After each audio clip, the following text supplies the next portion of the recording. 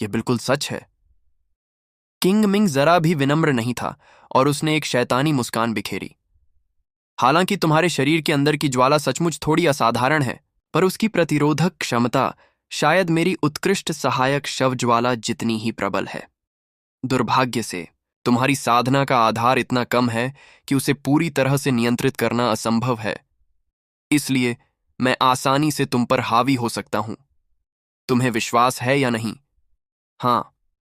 ध्रुव ने सिर हिलाया, फिर मजाकिया लहजे में कहा, पर आप ऐसा करने में सक्षम नहीं हैं। नहीं कर पा रहे? किंग मिंग की आंखों के अंदर की हरी लौ हल्की सी टिमटिमा उठी। उसके शरीर के रोम छिद्रों से घनी इन जैसी बर्फीली आभा निकल रही थी। उसी समय परमेश्वर के समूह के 3 लोगों ने भी महसूस किया कि बर्फीली आभा उनके पास आने लगी है। उन तीनों से हजारों की संख्या में आत्मा की आभाएं अंतहीन ज्वार की तरह बह निकलीं तथा ध्रुव और लाश देव संप्रदाय के गुरु को घेर लिया। तहखाने में ठंडी सफेद मृत आभा ने धरती को हिला दिया, हर जगह एक बवंडर सा बना दिया। कान फोड़ देने वाली तेज हवाएं चीख रही थीं, जिससे दीवारों पर गहरे निशान बन गए। तेल के दियों की मंद रोशनी में दीवारों पर अनगिनत खरोंचें साफ दिख रही थीं, मानो किसी धारदार हथियार से उन पर वार किया गया हो। अजीब रोशनी कहीं से भी तहखाने में आ रही थी और हमला कर रही थी। सफेद यिन आभा ने अचानक शवदेव संप्रदाय के बुजुर्गों को घेर लिया और उनके चारों ओर एक लंबी यिन आभा की दीवार बना दी। आसमान से आती हुई तारों की रोशनी जैसी हजारों पारदर्शी आत्मिक शक्तियां धरती पर घनी होकर तहखाने के हर कोने पर जोरदार हमला कर रही थीं। परमेश्वर के समूह के तीनों लोग अपनी आंखें आधी बंद करके खड़े थे। वे हिल नहीं रहे थे, पर उनके शरीर तारों की रोशनी का केंद्र बन गए थे। तारों की रोशनी की हर किरण तहखाने में मौजूद हर इंसान को अपनी ओर खींच रही थी। ध्रुव भी इसका शिकार हुआ। सैकड़ों तारों की रोशनी उसके चेतना सागर में समा रही थी। ये परमेश्वर के समूह की आत्मा की रोशनी थी, जो अनंत और बहुत मजबूत धागों जैसी थी। उस आत्मा की रोशनी ने उसे अपने चेतना सागर, 5 शैतानों और यहां तक कि अपनी मेजबान आत्मा का भी उपयोग करने से रोक दिया था।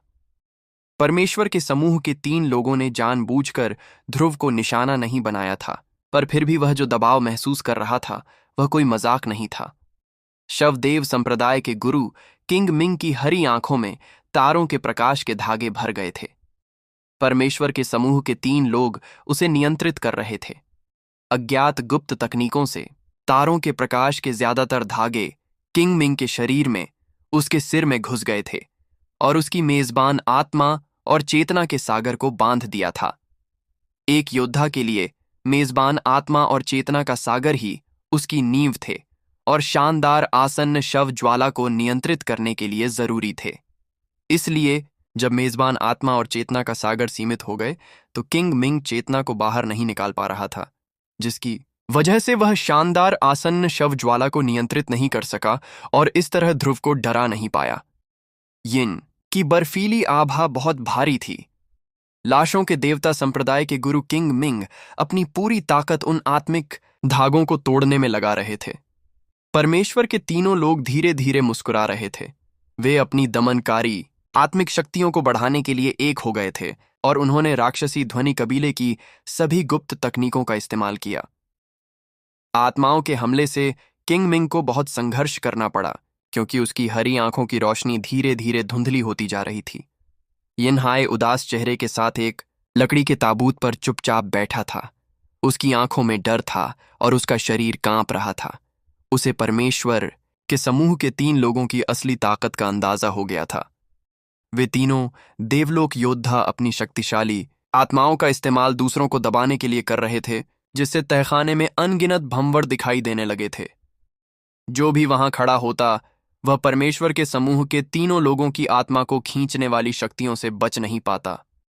अगर उनके मन में विरोध का कोई भी इरादा आता तो उन्हें तीनों लोगों की आत्मा के सैलाब का सामना करना पड़ता।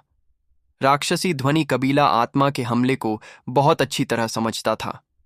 उनकी यह समझ मानव योद्धाओं से कहीं आगे थी। आखिरकार वे तीनों एकजुट हो गए और उन्होंने कई तरह की चमत्कारी आत्माएं बाहर निकालीं, जिन्होंने शवदेव संप्रदाय के गुरु को स्वर्ग ज्वाला का इस्तेमाल करने से रोक दिया। चूंकि गुरु के पास विरोध करने की ताकत नहीं थी, तो वह सिर्फ बेबस होकर वहां खड़ा रह सकता था। आत्मा पर हमला करने वाली लड़ाई में भले ही वे एक ही दिव्य क्षेत्र में थे, परमेश्वर अकेला ही उस पर हावी होने के लिए काफी था। तीनों का एकजुट होना तो दूर की बात थी। ध्रुव ने हाथ हिलाते हुए कहा, किंग मिंग महाराज को आपकी तरह ज्यादा आत्मविश्वास में नहीं रहना चाहिए। ये मत सोचिए कि आपकी क्षमताएं ही हमें लाशों में बदल देंगी। दरअसल ध्रुव ने पहले ही चुपचाप देख लिया था। जब किंग मिंग के शरीर पर यिन आभा केंद्रित हुई तो उसे उसके बुरे इरादों का एहसास हो गया था। शानदार लाशों की ज्वाला से निपटना मुश्किल था। अगर यह लाश की ज्वाला किंग मिंग के शरीर से बाहर आती तो वह पूरे तहखाने को ढक लेती, और इस तरह परमेश्वर के समूह के तीनों लोग कुछ नहीं कर पाते। हालांकि उसकी 10,000 साल पुरानी पृथ्वी ज्वाला खतरनाक थी, पर जैसा कि किंग मिंग ने कहा था, उसकी साधना का आधार उसे पूरी तरह नियंत्रित करने के लिए काफी नहीं था। अगर वे सच में लड़ते तो ध्रुव की 10,000 साल की पृथ्वी ज्वाला के किंग मिंग तक पहुंचने से पहले ही उसे शानदार आसन्न शव ज्वाला ने घेर लिया होता। इसलिए वह किंग मिंग की लाश बन जाता और जिंदगी भर उस शव ज्वाला का गुलाम रहता। किंग मिंग का सच में यही इरादा था। वह न सिर्फ उसे बल्कि परमेश्वर के समूह के तीनों लोगों को भी गुलाम बनाना चाहता था। यह घमंडी सोच उसके दिमाग में आई थी क्योंकि उसने मान लिया था कि शानदार आसन्न शव ज्वाला की शक्ति उन तीनों पर हावी होने के लिए काफी थी। किंग मिंग के बुरे इरादों को भांपकर ध्रुव ने अब उस पर कोई रहम नहीं किया। उसने तुरंत परमेश्वर के समूह के तीनों लोगों को सबसे शक्तिशाली आत्मिक दमनकारी शक्तियों का इस्तेमाल करके उसे शानदार लाशों की ज्वाला का उपयोग करने से रोकने का आदेश दिया। परमेश्वर के समूह के तीनों लोगों ने धीरे धीरे आत्मा आभा के हजारों से ज्यादा प्रवाह को वापस ले लिया। तहखाने में असंख्य रोशनियां मंद होकर गायब होने लगीं और फिर अरबों प्रकाश बिंदुओं में बदल गईं, जो परमेश्वर के समूह के तीनों लोगों के शरीर में वापस जा रही थीं, मानो अपने घोंसलों की ओर उड़ते हुए अनगिनत पक्षी हों। तहखाने में जो पहले जानलेवा माहौल से भरा हुआ था, अब कुछ भी नहीं बचा था। जगह अपनी पुरानी शांति वापस पा रही थी। लाशों के देवता संप्रदाय के सभी बुजुर्गों के चेहरे गंभीर थे। उनकी आंखों में डर और गुस्सा था। फिर भी वे लापरवाह होकर कुछ भी करने की हिम्मत नहीं कर रहे थे। किंग मिंग की हरी आंखों में कुछ हरी बत्तियां चमक उठीं। उसने ध्रुव और परमेश्वर के समूह के तीनों लोगों की तरफ देखा, पर कुछ नहीं कहा। किंग मिंग ने आगे कुछ नहीं किया। मुझे पता है, क्योंकि आपने महसूस किया है कि हमारे शरीर के अंदर की शक्तियां आपकी तरह शक्तिशाली नहीं हैं। आपने घमंड से मान लिया है कि केवल आपकी स्वर्ग ज्वाला पर निर्भर रहने से हम तीनों पर अत्याचार हो सकता था। परमेश्वर ने ठंडी मुस्कान दी और अनादरपूर्वक कहा, राक्षसी ध्वनि कबीले की शारीरिक बनावट आपकी तरह नहीं है। इसीलिए एक ही क्षेत्र में राक्षसी ध्वनि कबीले का शरीर मानव के जितना मजबूत नहीं हो सकता। हमारे शरीर में ईश्वरीय शक्ति भी आपकी तरह मजबूत नहीं है। थोड़ी देर रुकने के बाद परमेश्वर ने ठंडे लहजे में कहा, हालांकि इसका मतलब यह नहीं है कि राक्षसी ध्वनि कबीले के योद्धा समान स्तर पर आपके जितने शक्तिशाली नहीं हैं। राक्षसी ध्वनि कबीला बुतपरस्त? किंग मिंग डर गया। उसने कहा, तो तुम बुतपरस्त हो? हां, काबा ने कहा। मूर्ति पूजकों का क्या? पुराने समय में इंसान इस महाद्वीप के मूल स्वामी नहीं थे। इंसान इस महाद्वीप पर बस एक जाति थे जिसकी शक्ति दूसरी जातियों जितनी मजबूत नहीं थी। अगर इंसान के बुरे इरादे न होते और उसने दूसरी जातियों के बीच के झगड़ों का इस्तेमाल लड़ाई भड़काने के लिए न किया होता, तो यह महाद्वीप अभी भी हमारी मूर्ति पूजक जाति का हो सकता था। किंग मिंग की आंखें गंभीर हो गईं और उसने कबा को घूरना शुरू कर दिया। फिर वह हल्के से मुस्कुराया और पूछा, क्या तुम्हें लगता है कि मेरे पास बस इतना ही है? खूमम। धरती के अंदर से क्रूर आभा से भरी एक धरती को हिला देने वाली गर्जना गूंजी। धरती को हिला देने वाले कंपन चारों ओर फैल गए, जबकि उसी समय एक जबरदस्त आभा पूरे तहखाने में फैल गई। अचानक सभी इन लकड़ी के ताबूत लगातार हिलने लगे। इस शैतानी माहौल में ताबूतों के अंदर से आती खड़खड़ाहट की आवाजें ये साबित कर रही थीं कि उन ताबूतों में मौजूद सभी लाशें जाग गई थीं।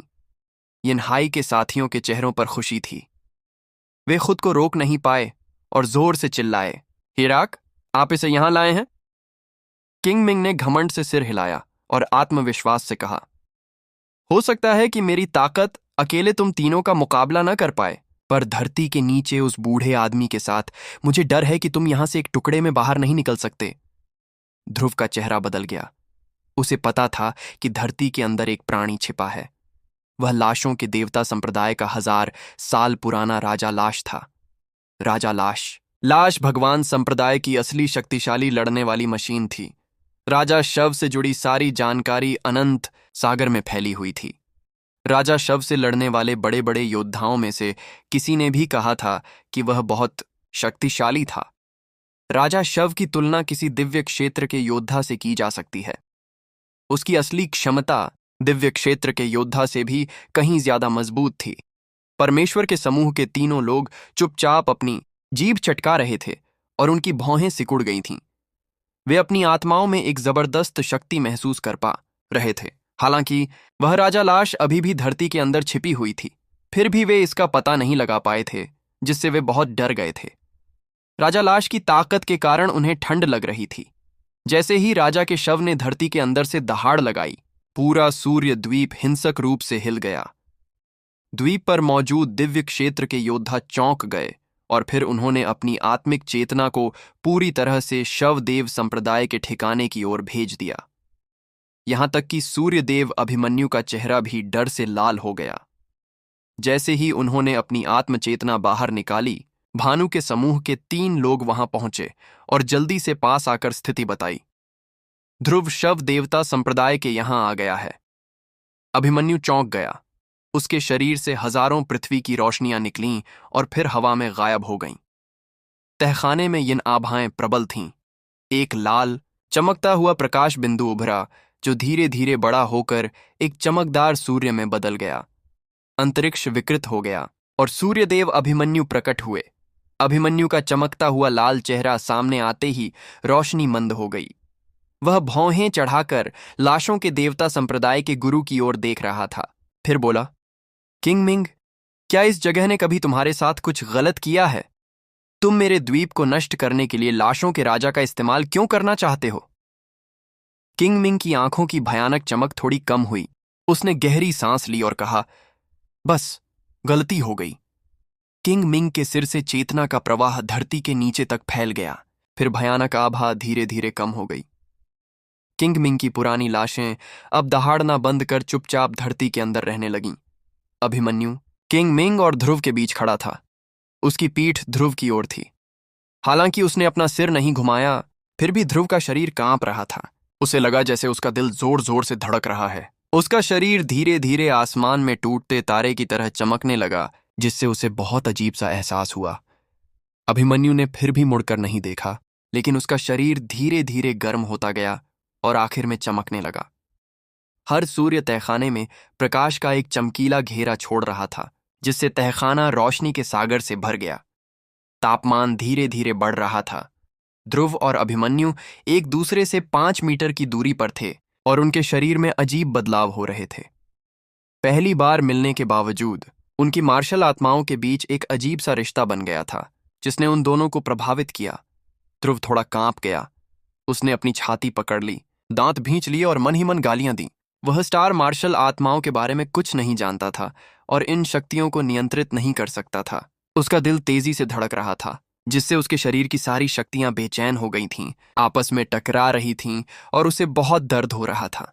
अभिमन्यु में कोई बदलाव नहीं दिख रहा था। उसकी चमकती हुई मुद्रा बता रही थी कि वह सहज महसूस कर रहा था। उसके शरीर से रोशनी के कई गोले निकल रहे थे, जो उसकी मर्जी से घूमते हुए ध्रुव को पूरी तरह से ढक रहे थे। ध्रुव ने गुस्से में कहा, धिक्कार है। उसकी अनगिनत नकारात्मक भावनाएं ज्वालामुखी की तरह फूट पड़ीं। एक पल में उसका मजबूत शरीर मुरझा गया और उसकी नसों से एक बहुत ही शैतानी शक्ति निकली। इस बुरी शक्ति ने उसके दिल को परेशान करने वाली बाकी आध्यात्मिक शक्तियों को दबा दिया और उसे वापस सामान्य स्थिति में लाने में मदद की। कुछ सांसें लेने और 3 कदम पीछे हटने के बाद उसका ठंडे तारे जैसा चमकता शरीर धीरे धीरे ठीक हो गया। ओ, अभिमन्यु ने धीरे से कहा और आखिरकार अपना सिर घुमाकर ध्रुव को हैरानी से देखा। उसकी आंखें 2 छोटे सूरज जैसी थीं, जो ऐसी चमकदार रोशनी बिखेर रही थीं जिससे दूसरों को डर लग सकता था। इन शक्तिशाली आंखों के सामने ध्रुव को दर्द महसूस हुआ और वह सीधे उनकी तरफ देखने की हिम्मत नहीं कर पाया। जब तक बर्फीली ज्वाला ने अपनी ठंडी शक्ति को बाहर नहीं निकाला, जो उसके शरीर में समा गई और धीरे धीरे उसकी आंखों में जम गई, तब जाकर वह अभिमन्यु की आंखों से आती धूप के साथ तालमेल बैठा पाया। फिर उसने शांति से अभिमन्यु की ओर देखा और कहा, महान गुरु अभिमन्यु, हम सब एक ही संप्रदाय से हैं, इतना औपचारिक होने की जरूरत नहीं है। अभिमन्यु ने मुस्कुराते हुए कहा। उसके शरीर पर सूरज की रोशनी धीरे धीरे कम हो गई थी। अब उसका ध्रुव की ताकत को परखने का कोई इरादा नहीं था। ध्रुव का पूरा शरीर शांत हो गया। स्टार मार्शल आत्माएं भी शांत हो गईं, जैसे कि उसने प्रतिद्वंद्वी को देखा ही न हो। इसलिए उसकी रुचि खत्म हो गई और उसने उकसाना और विरोध करना बंद कर दिया। वही संप्रदाय। ध्रुव ने उलझन में मुस्कुराया और कुछ भी कहने की हिम्मत किए बिना अपना सिर थोड़ा हिलाया। शवदेव संप्रदाय के गुरु किंग मिंग ने ठंडे और संदेह भरे भाव से अभिमन्यु को देखा और फिर अपनी संदेह भरी नजरों से ध्रुव को देखा। थोड़ी देर बाद वह ठंडा मुस्कुराया। मुझे उम्मीद नहीं थी कि इस छोटे बदमाश का त्रिनिदाद संप्रदाय से कोई रिश्ता होगा।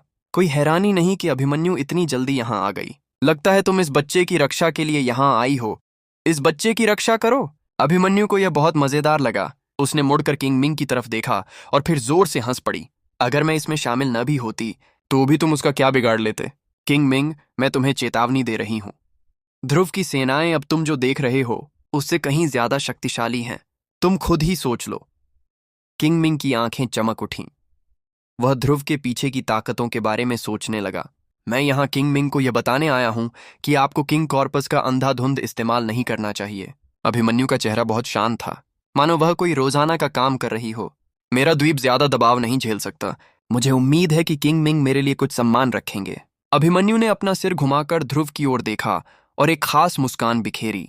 छोटे बदमाश, क्या तुम थोड़ा अच्छा व्यवहार कर सकते हो? हालांकि तुम सूर्य द्वीप पर सिर्फ 2 घंटे के लिए आए हो, पर पृथ्वीलोक के 5 योद्धा पहले ही मारे जा चुके हैं।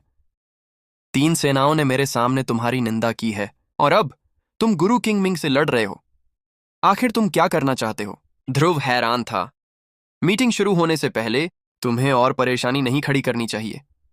अभिमन्यु ने अनिच्छा से एक लंबी सांस छोड़ते हुए कहा, मेरी इज्जत बचाने में मेरी मदद करो, ठीक है? सप्तगुना अधोलोक से संबंधित स्थिति के बारे में क्या आपको कुछ पता चला है? ध्रुव कुछ देर के लिए चौंक गया, फिर अपनी भौहें सिकोड़ते हुए पूछा, चलो मीटिंग तक इंतजार करते हैं, फिर इस बारे में बात करते हैं। अभी कुछ कहना जल्दबाजी होगी।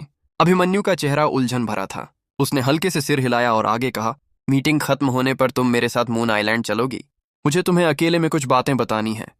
ध्रुव ने सिर हिलाकर संकेत दिया कि वह पहले से ही समझ गया है। कोई दिक्कत हो तो बताओ, समझे? अभिमन्यु थोड़ा हिचकिचाया, फिर भौहें सिकोड़ते हुए बोला, दरअसल इस द्वीप के संयुक्त मालिक तो आप ही हैं। अभिमन्यु ने जो कुछ कहा था उसे सुनने के बाद यिन हाई और लाशों के देवता संप्रदाय के बुजुर्गों के चेहरे तुरंत बदल गए और उनमें डर का भाव आ गया। किंग मिंग की आंखें भी बहुत अजीब हो गईं। संयुक्त मालिक। ध्रुव को भी यह बात मजेदार लगी। ठीक है, मैं ज्यादा अच्छा व्यवहार करूंगा और कम परेशान करूंगा।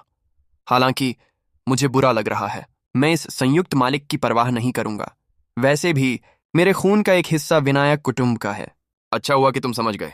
अभिमन्यु ने सिर हिलाया और कुछ नहीं कहा। एक प्रकाश की किरण चमकी और वह फिर से हवा में गायब हो गई। तुम्हारे और त्रिनिदाद संप्रदाय के बीच कैसा रिश्ता है? किंग मिंग ने गहरी सांस ली। जहां तक मैं जानता हूं, विनायक कुटुंब और त्रिनिदाद संप्रदाय सैकड़ों सालों से एक दूसरे के विरोधी रहे हैं। हालांकि पिछले 10 सालों में दोनों पक्षों के बीच कोई बड़ी लड़ाई नहीं हुई है, पर मैंने कभी नहीं सुना कि विनायक कुटुंब और त्रिनिदाद संप्रदाय के बीच किसी तरह का कोई रिश्ता हो। ध्रुव ने ठंडे लहजे में कुछ नहीं कहा और जवाब देने की भी जहमत नहीं उठाई। अपने दिल की गहराइयों में वह जानता था कि अभिमन्यु किंग मिंग से नहीं डरती। इसीलिए अभिमन्यु ने कहा था कि वह सूर्य द्वीप का संयुक्त मालिक है। दरअसल अभिमन्यु बस उसे लुभाना चाहती थी। लाशों के देवता संप्रदाय के जरिए अभिमन्यु शायद अपने और 3 देवताओं के संप्रदाय के बीच के रिश्ते के बारे में खबर फैलाना चाहती थीं और अनंत सागर के सभी योद्धाओं को यह बताना चाहती थी कि विनायक कुटुंब का सदस्य होने के अलावा ध्रुव 3 देवताओं के संप्रदाय का आत्मा उत्तराधिकारी भी था। उसके पास स्टार मार्शल स्पिरिट थी, इसलिए भविष्य में वह संभवतः स्टार आइलैंड पर कदम रखेगा। इस तरह त्रिनिदाद संप्रदाय का आत्मा उत्तराधिकारी बनना भी साफ था। खासकर जब विनायक कुटुंब दानव क्षेत्र में छिप गया था, उनकी शक्ति में बहुत गिरावट आई थी और विनायक कुटुंब के सम्राट अच्छी स्थिति में नहीं थे। ध्रुव ने यह भी समझा कि अभिमन्यु ने सक्रिय रूप से अपने अच्छे इरादों को दिखाने का कारण यह था कि राक्षसी ध्वनि कबीले और विंग्स रेस के साथ दोस्ताना व्यवहार भी एक खास वजह थी, इस तथ्य के अलावा कि उसके पास स्टार मार्शल आत्माएं थीं। राक्षसी ध्वनि कबीले और विंग्स रेस की एकता किसी भी दूसरी ताकत से कम शक्तिशाली नहीं थी। अभिमन्यु ने ध्रुव को लुभाया, इसका मतलब राक्षसी ध्वनि कबीले और विंग्स रेस को भी लुभाना था। इस आदमी की योजना वाकई अच्छी थी। लाश देवता संप्रदाय का भी आपसे कोई बैर नहीं है। कुछ देर बाद किंग मिंग ने अचानक अपनी गलती मान ली। अगर आपको इन दोनों आकाशीय शवों में रुचि है तो मैं उन्हें आपको दे सकता हूं, ये मानते हुए कि ये शव दफन स्थल संख्या 33 में की गई लापरवाही की मेरी गलती है। उस साल मैंने आपको शव शोधन की चीज इसलिए माना था क्योंकि यिन यांग वंडरलैंड के साथ हमारा व्यापार था। इसके अलावा हमारा उनसे कोई सीधा रिश्ता नहीं है। आप क्या सोचते हैं? यिनहाई का समूह चौंक गया और उनकी आंखें और मुंह खुले रह गए। दो आकाशीय लाशें और लाशों के देवता संप्रदाय और तुम्हारे बीच का मनमुटाव दूर हो जाएगा। कैसा रहेगा? किंग मिंग ने धीमी आवाज में कहा। हेराक! यिनहाई घबरा गया। ये दोनों आकाशीय लाशें उसकी थीं। चुप रहो!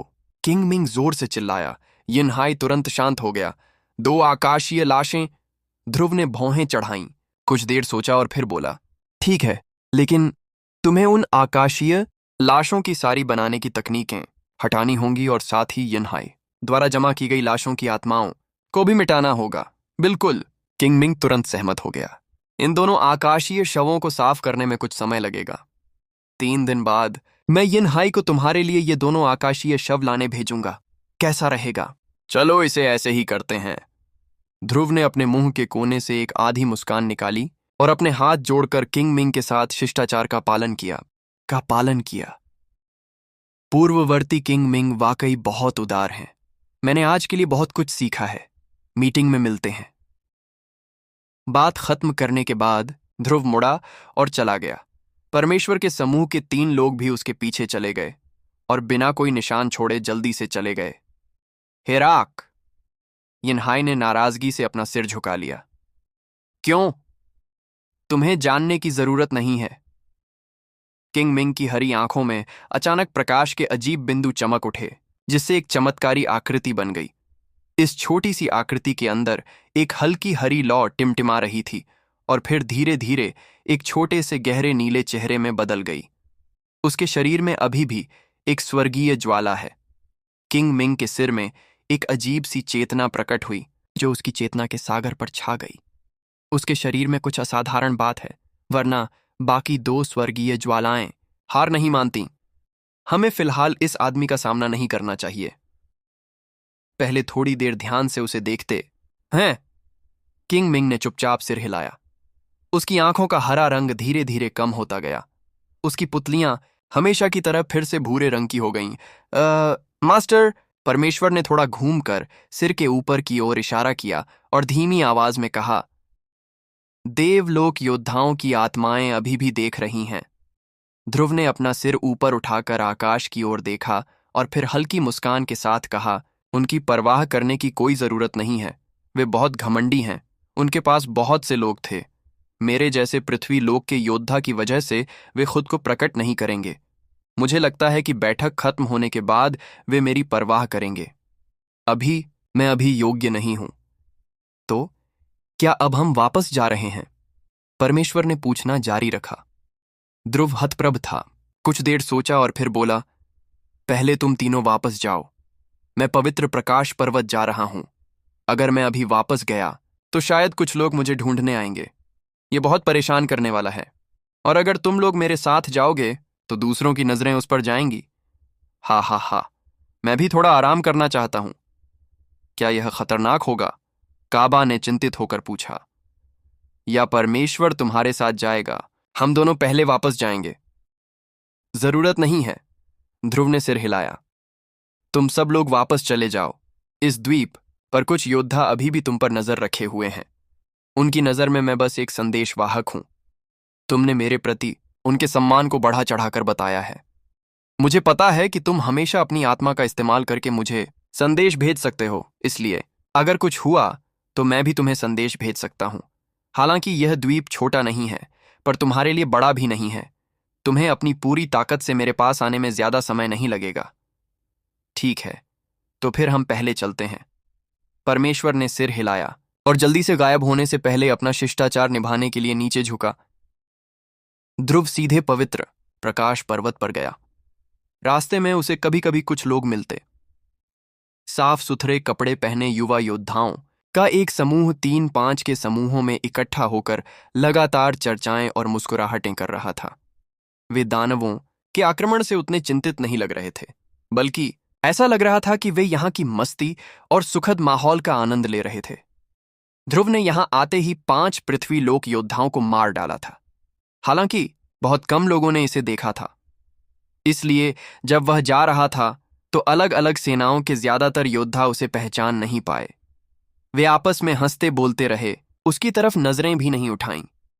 पवित्र प्रकाश पर्वत द्वीप पर एकमात्र पर्वत था। यह हजारों झांग ऊंचा था, मानो आकाश को सहारा देने वाला कोई खंभा आसमान को चीरता हुआ ऊपर की ओर बढ़ रहा हो। सूर्य द्वीप का महान सूर्य पवित्र महल पवित्र प्रकाश पर्वत की चोटी पर स्थित था, जो मंडराते धुंध भरे बादलों के भीतर छिपा हुआ था तथा दिन ब दिन तेज गर्मी के सूर्य के प्रकाश से भरा हुआ था।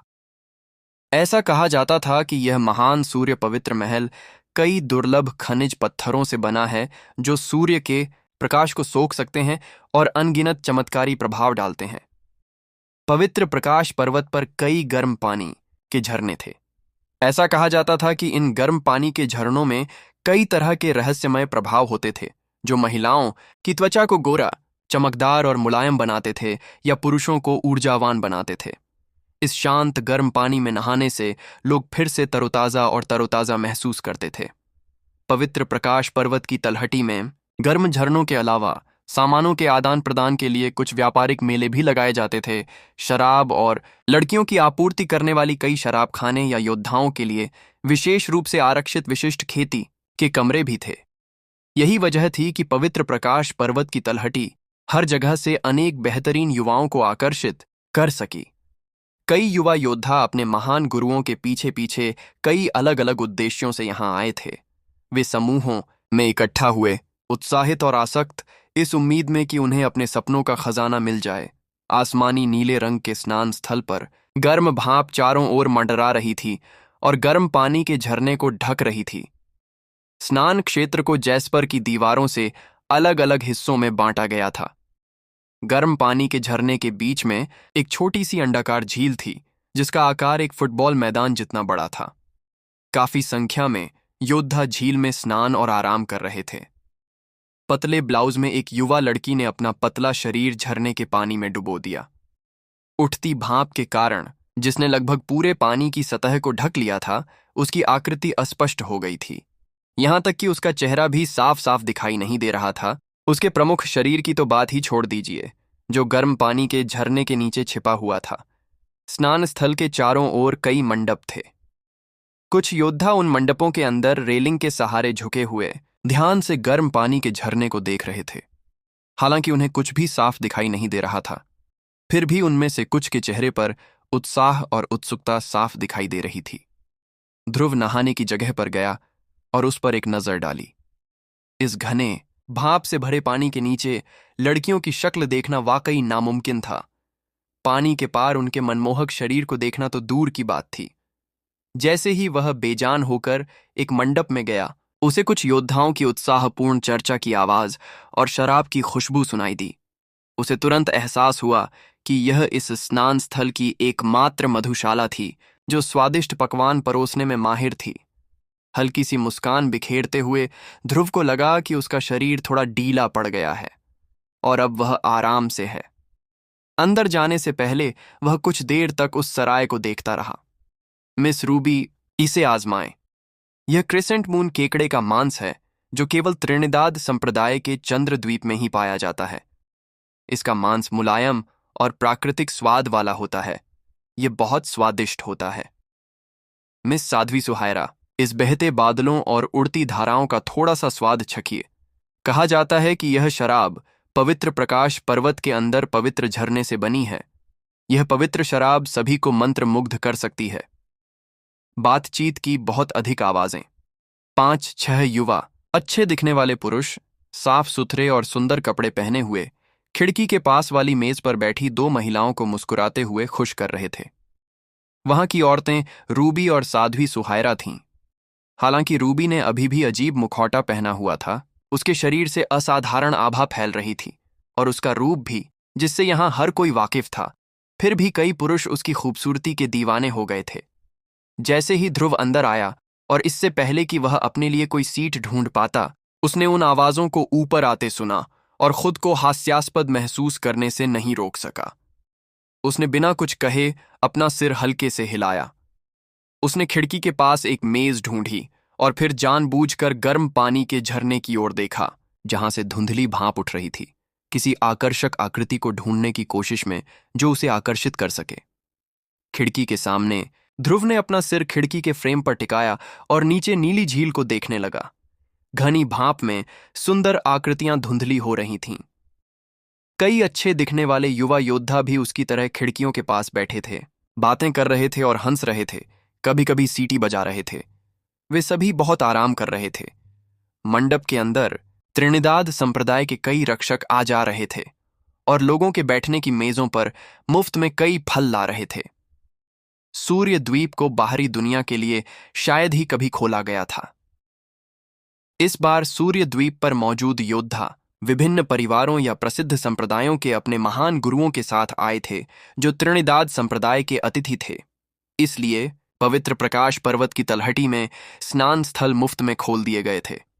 यहां तक कि कुछ शराबखानों ने भी अपने मेहमानों को मुफ्त फल और भोजन उपलब्ध कराया। बेशक त्रिनिदाद संप्रदाय कीमती और दुर्लभ भोजन मुफ्त में नहीं देगा। लोगों के पास इसके लिए पर्याप्त पैसा होना चाहिए।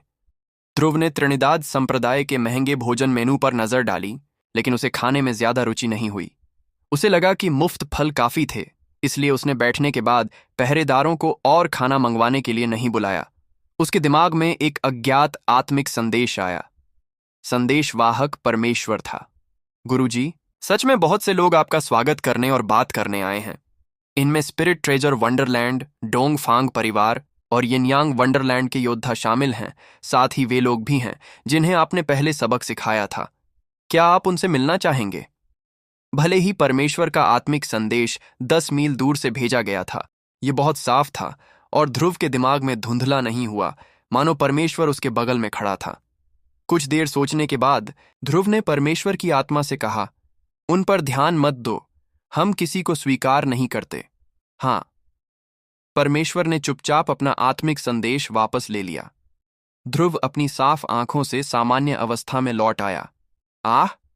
ध्रुव ने चौंक कर हल्की सांस छोड़ी, अपनी भौहें सिकोड़ी, अपने सामने बैठे व्यक्ति की ओर देखा और फिर धीमी आवाज में पूछा, आप कौन हैं?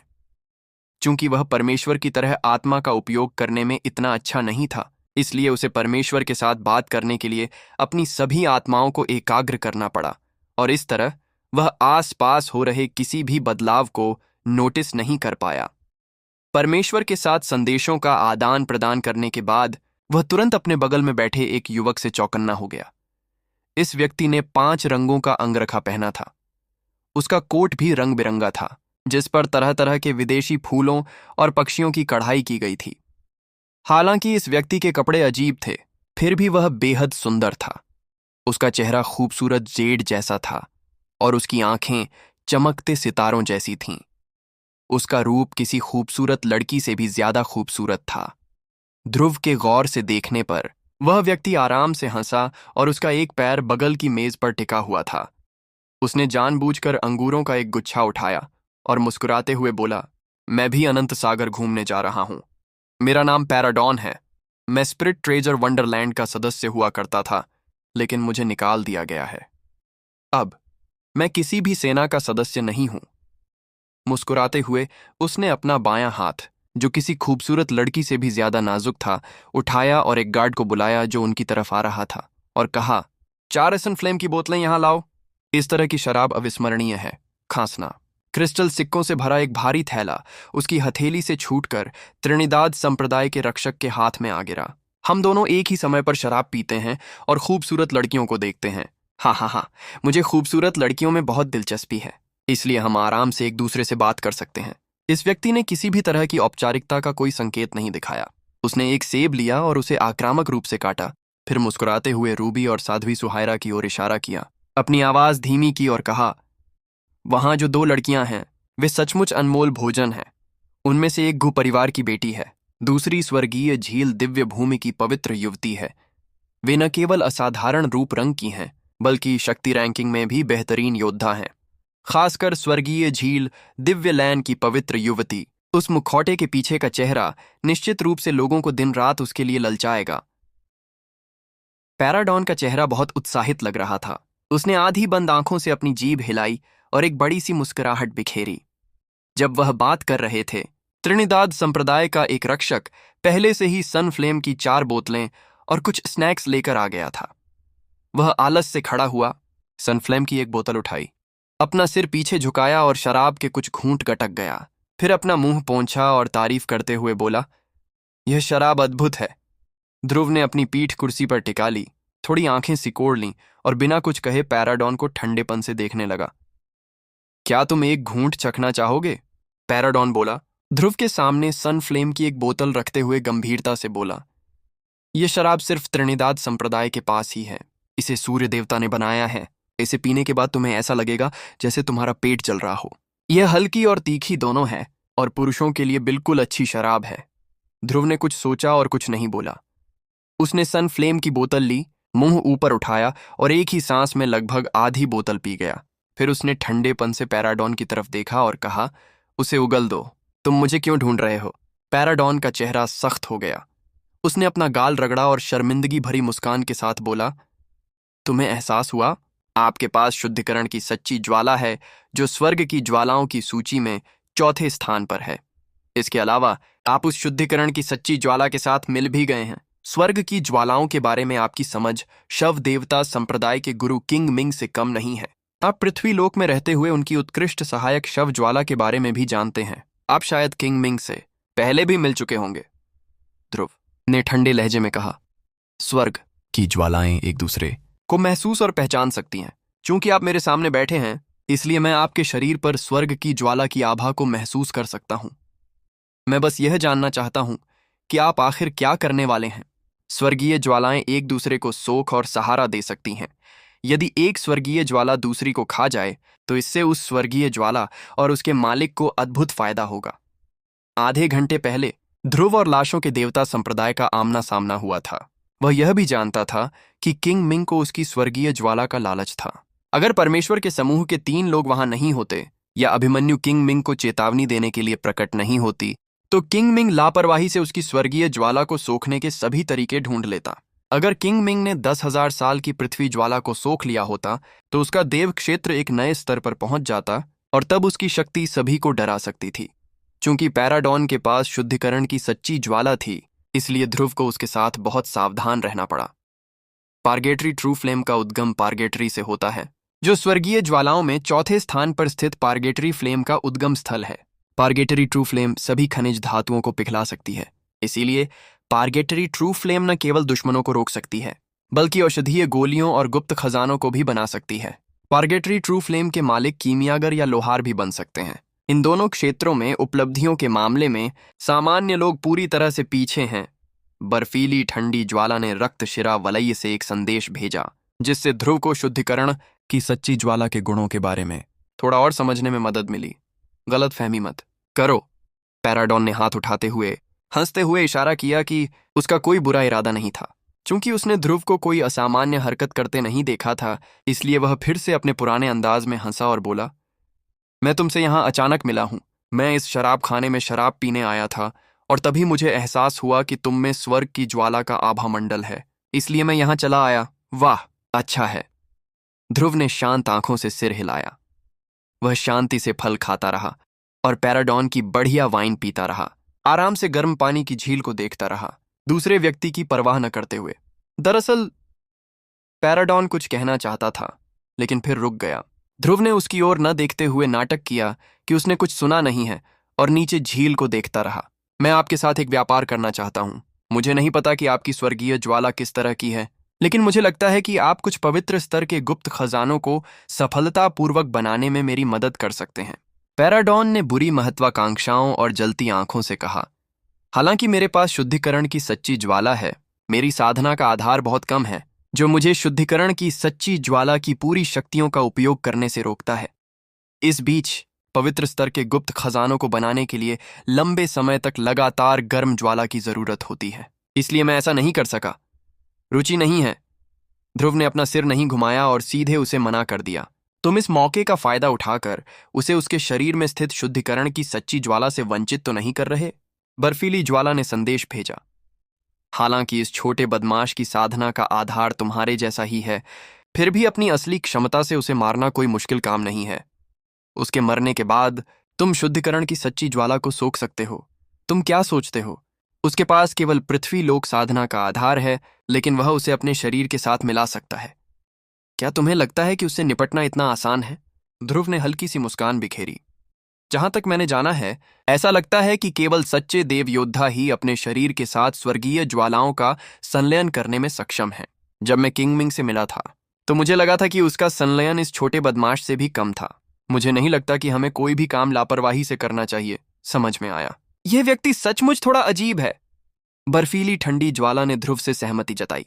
ईमानदारी से कहूं तो मुझे किंग मिंग की स्वर्गीय ज्वाला में अधिक रुचि है। आह, तुम पागल तो नहीं हो? किंग मिंग एक ईश्वरीय क्षेत्र का योद्धा है। उसकी उत्कृष्ट सहायक लाश ज्वाला बहुत ही विचित्र है। हालांकि उत्कृष्ट सहायक लाश ज्वाला के साथ उसका मेल इस छोटे बदमाश जितना अच्छा नहीं है, फिर भी उसका क्षेत्र बहुत ऊंचा है, जिससे वह उत्कृष्ट सहायक लाश ज्वाला की शक्तियों का भरपूर उपयोग कर पाता है। क्या तुम पागल हो गए हो? शायद। अगर मुझे किंग मिंग में दिलचस्पी है तो बाकी लोगों को भी है। हम देखेंगे कि हालात कैसे बदलते हैं और फिर सही समय पर कदम उठाएंगे। बर्फीली ठंडी ज्वाला चुपचाप रही।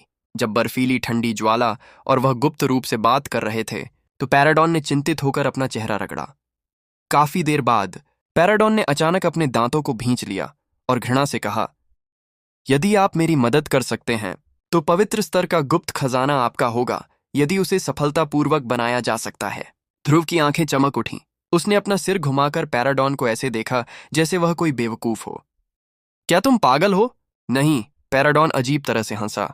तुम्हें भी पवित्र स्तर के गुप्त खजाने का मूल्य पता है। अनंत सागर में हर पवित्र स्तर का गुप्त खजाना संप्रदाय की रक्षा के लिए जरूरी है। मैं इसे तुम्हें देने को तैयार हूं क्योंकि मैं चाहता हूं कि तुम मेरी मदद करो। तो उसके बाद तुम्हें क्या मिलेगा? ध्रुव चौंक गया, समझ नहीं पा रहा था।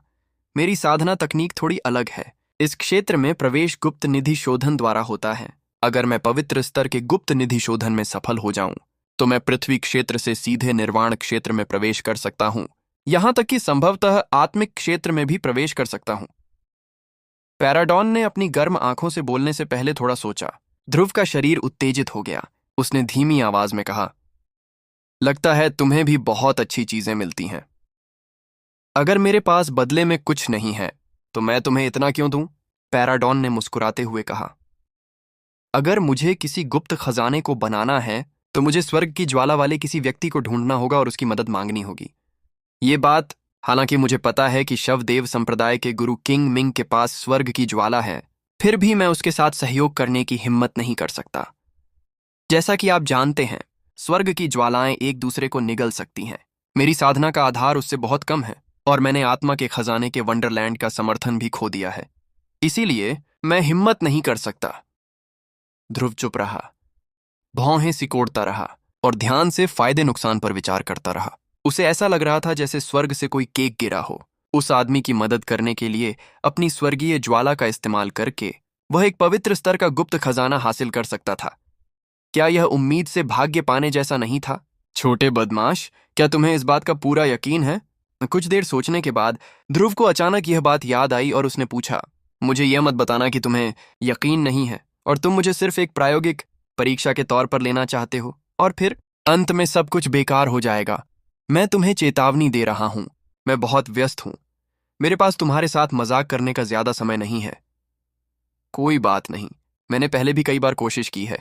पैराडॉन ने घमंड से हंसते हुए आत्मविश्वास से कहा, अगर तुम मेरी मदद करने को तैयार हो तो मैं तुम्हें पवित्र स्तर का गुप्त खजाना दिलाऊंगा। मेरा विश्वास करो। ठीक है, इस बार मुझे तुम पर भरोसा है।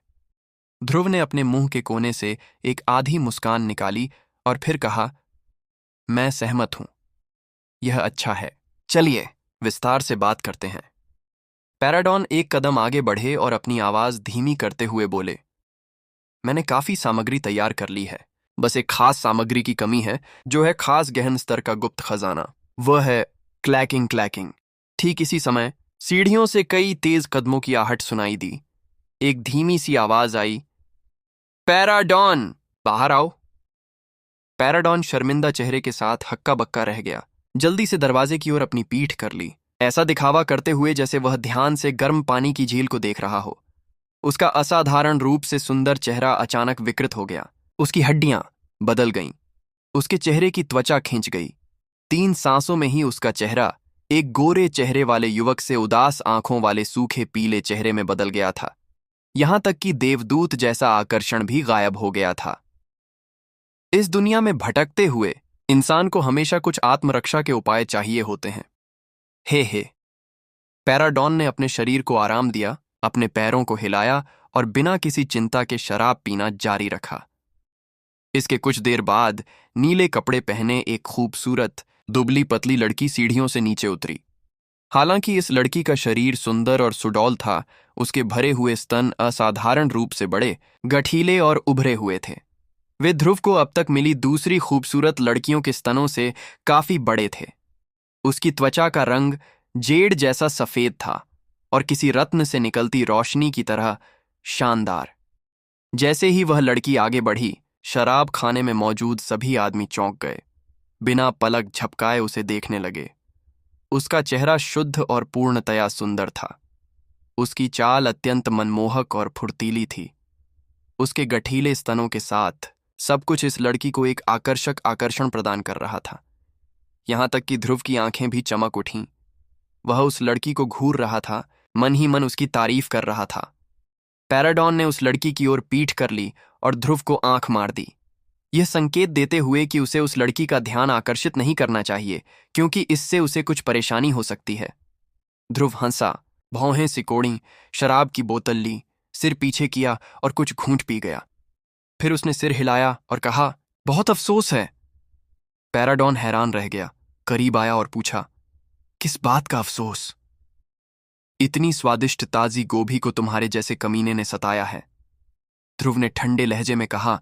फिर धीमी आवाज में पूछा, वह तुम्हें क्यों ढूंढ रही है? कुछ नहीं। पैराडॉन ने मुस्कुराने की कोशिश की।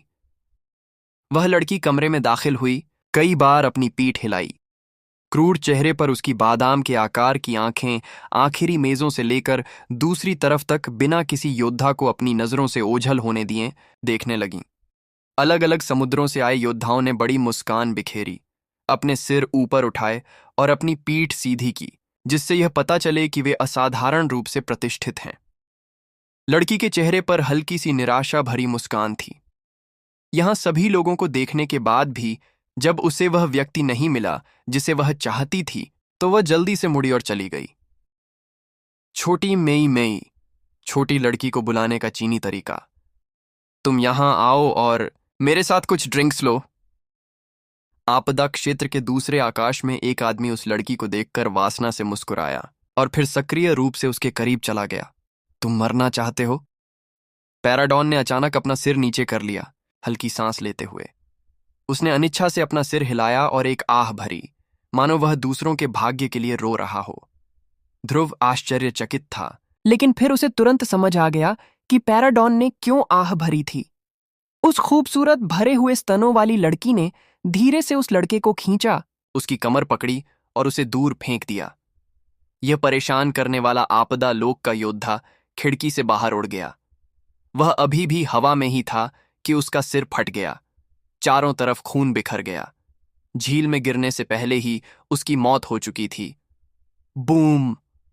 उस लड़की का बर्फ सा सफेद हाथ धीरे से मेज पर रखा गया, जिससे एक जबरदस्त आभा उस मेज पर फैल गई। एक पल में वह लकड़ी की मेज 4 या 5 टुकड़ों में टूट गई, जिनमें से प्रत्येक एक चमकदार तेज तलवार की तरह निकला और सीधे उन 3 आपदा क्षेत्र योद्धाओं पर जा गिरा जो अपनी कुर्सियों पर वासना से मुस्कुरा रहे थे। एक फंसे हुए स्वर जैसी चीख गूंजी और फिर तुरंत बंद हो गई। लड़की ने रेशमी रूमाल निकाला और हाथ पर लगी शराब की कुछ बूंदें पोंछ लीं। उसे अपने बगल में पड़ी 3 लाशों की परवाह नहीं थी और वह ढूंढने के लिए आगे बढ़ती रही। अपनी क्रूर निगाहों से उसने हर एक व्यक्ति को गौर से देखा। पूरा मधुशाला बिना किसी आवाज के घोर सन्नाटा था। पहले का शोरगुल गायब हो गया था। वासना भरी आंखें अब भयभीत हो गई थीं। इस समय मधुशाला में इतना सन्नाटा था कि सुई गिरने की आवाज भी सुनाई दे रही थी। सबकी नजरें उस लड़की पर टिकी थीं। ध्रुव भी कोई अपवाद नहीं था। झील और टूटी हुई मेज से खूनी आभा की 4 हल्की धाराएं ध्रुव की ओर उड़ीं। ध्रुव की आत्मा बहुत सहज थी, मानो भूख लगने पर उसे भोजन मिल गया हो। उसने आज 5 पृथ्वी लोक योद्धाओं को मार गिराया था और आभा के 5 प्रवाह प्राप्त किए थे। अब उसे 4 आपदा लोक योद्धाओं के आभा के 4 और प्रवाह प्राप्त हुए। वह इस उपलब्धि से बहुत संतुष्ट था और इसीलिए भीड़भाड़ वाली जगहों में उसकी रुचि बढ़ गई थी। उनके पास जितने अधिक लोग होते, संघर्ष उतनी ही आसानी से हो सकता था, जिससे उनकी चमत्कारी मार्शल स्पिरिट्स को अधिक लाभ होता था। वह लड़की आंखें मूंदकर मधुशाला में इधर उधर घूम रही थी, जो अब चूहे जैसी खामोशी में डूब चुकी थी। हालांकि उसकी आंखों में अधीरता साफ दिखाई दे रही थी, फिर भी उसने अपनी कोमल आवाज में कहा, पैराडॉन, भले ही तुम मर गए हो, तुम्हें अभी बाहर आना होगा। गुरु को तुमसे मिलना है। ध्रुव ने देखा कि पैराडॉन उस लड़की की तरफ देखे बिना खाना जारी रखे हुए था। हालांकि उसका चेहरा सख्त था, जो उसके सोचे समझे अंदाज से मेल नहीं खा रहा था। मास्टर ने कहा है कि यदि आप 1 घंटे में वापस नहीं जाते हैं तो वह आपके राक्षस जानवर को मार देंगे। वह लड़की एक ही समय में खोजबीन भी कर रही थी और धीरे से डरा भी रही थी। अगर तुम 2 घंटे में वापस नहीं गए तो गुरु तुम्हारे बनाए हुए नाशवान आत्मा स्वरूप के मुख को नष्ट कर देंगे, और अगर तुम फिर भी नहीं आए तो वे दिव्य धूप तिपाई को तोड़ देंगे। पैराडॉन अभी भी खाने में व्यस्त था और उसके चेहरे पर एक उदास मुस्कान थी, मानो किसी ने उसकी किस्मत पर राज कर रखा हो। उसने आह भरी और दुखी होकर कहा, जी, मुझे आध्यात्मिक पत्थर दे दो। लड़की की आंखें चमक उठीं और एक मुस्कान उभर आई। उसकी आंखें आधी बंद थीं और एक नए चांद का आकार बना रही थीं, जो बहुत ही मनमोहक था। वाह, गुरु तो बस तुम्हारे लिए अच्छा ही चाहते हैं। तुम्हें ईमानदारी से सच बताना चाहिए और फिर आज्ञाकारी होकर वापस जाना चाहिए। वह तुम्हारे लिए मुश्किलें नहीं खड़ी करेंगे। बोलने के बाद लड़की ध्रुव के सामने आकर खड़ी हो गई। एक त्रिकोण आकार का चांदी का यिन पत्थर निकालकर पैराडॉन को दे दिया। फिर उसने पैराडॉन को दूसरी सीट पर धकेल दिया और फिर उस कुर्सी पर बैठ गई जहां से वह अभी अभी उठा था। खड़खड़ाहट। शराब की बोतल जमीन पर गिर गई। लड़की ने उत्सुकता से ध्रुव को देखा और कहा, यह कमीना पैराडॉन बहुत उपद्रवी है। तुम्हें इससे नहीं उलझना चाहिए। चाहे वह कुछ भी कहे, बेहतर होगा कि तुम उसकी बात न मानो, वरना नुकसान तुम्हारा ही होगा। ध्रुव का चेहरा अजीब हो गया। Corfu Corfu Corfu. पैराडॉन लगातार खांस रहा था। उसका चेहरा लाल हो गया था। उसने क्रूरता से उसे घूरा और डांटा, लिनिया क्यूई, क्या तुम मुझे और परेशान नहीं कर सकती? मैं सच ही कह रही हूं। लड़की ने अपना चेहरा ऊपर उठाया और तिरस्कार पूर्वक कहा। ध्रुव! सामने वाली मेज से अचानक एक हल्की चीख उठी। रूबी अपने होंठ काटते हुए और दांत भींचते हुए खड़ी हो गई। उसका चेहरा आक्रोश से भरा था और उसकी आंखें नफरत से भरी थीं। ऐसा लग रहा था जैसे वह अपनी जान जोखिम में डालने वाली है। साध्वी सुहायरा दंग रह गई, क्योंकि उसे उम्मीद नहीं थी कि वह ध्रुव को यहां देख पाएगी। हालांकि उसकी आंखों में हिचकिचाहट साफ दिखाई दे रही थी, मानो वह चुपचाप कुछ सोच रही हो। वह रूबी की तरह खड़ी नहीं हुई। ऐसा लग रहा था कि वह किसी चीज से डर रही थी। ध्रुव ने भौहें सिकोड़कर उस तरफ देखा। फिर उसने अपने लिए शराब का प्याला भरा, रूबी की तरफ बढ़ाया और मुस्कुराते हुए कहा, आपसे यहां मिलकर बहुत खुशी हुई। मैं बिल्कुल भी खुश नहीं हूं। रूबी का चेहरा गुस्से से लाल हो गया। तुम्हारे जैसे गंदे, बेईमान कमीने भी सूर्य द्वीप पर आते हैं। क्या तुम्हें डर नहीं लगता कि यहां के लोग तुम्हें खा जाएंगे? ध्रुव ने कंधे उचकाते हुए कहा, क्या ऐसा नहीं है कि मैं अब भी ठीक हूं? रूबी ने अपने दांत पीस लिए और कुछ कहने ही वाली थी, लेकिन तभी उसके बगल में बैठे 4 पृथ्वी क्षेत्र के योद्धा अचानक उठ खड़े हुए और अमित्र व्यवहार के साथ ध्रुव की ओर दौड़ पड़े। वे चारों पृथ्वी लोक के प्रथम या द्वितीय आकाश में थे। उनके हाव भाव और दिखावटी व्यक्तित्व बहुत ही अहंकारी थे। जब उन्होंने रूबी को क्रोधित होते देखा तो वे उसका दिल जीतने के लिए अपनी क्षमताओं का थोड़ा सा प्रदर्शन करना चाहते थे। आगे चल रहे आदमी ने टोपी और सफेद मार्शल पोशाक पहन रखी थी। कार्रवाई शुरू करने से पहले उसने लिनियाकी से धीरे से पूछा, क्या इस आदमी का तुमसे कोई रिश्ता है? लिनिया क्यूई ने अपना सिर हिलाया, मैं उसे नहीं जानती। पैराडॉन मंद मंद मुस्कुराया, आलस से पीछे की ओर झुक गया।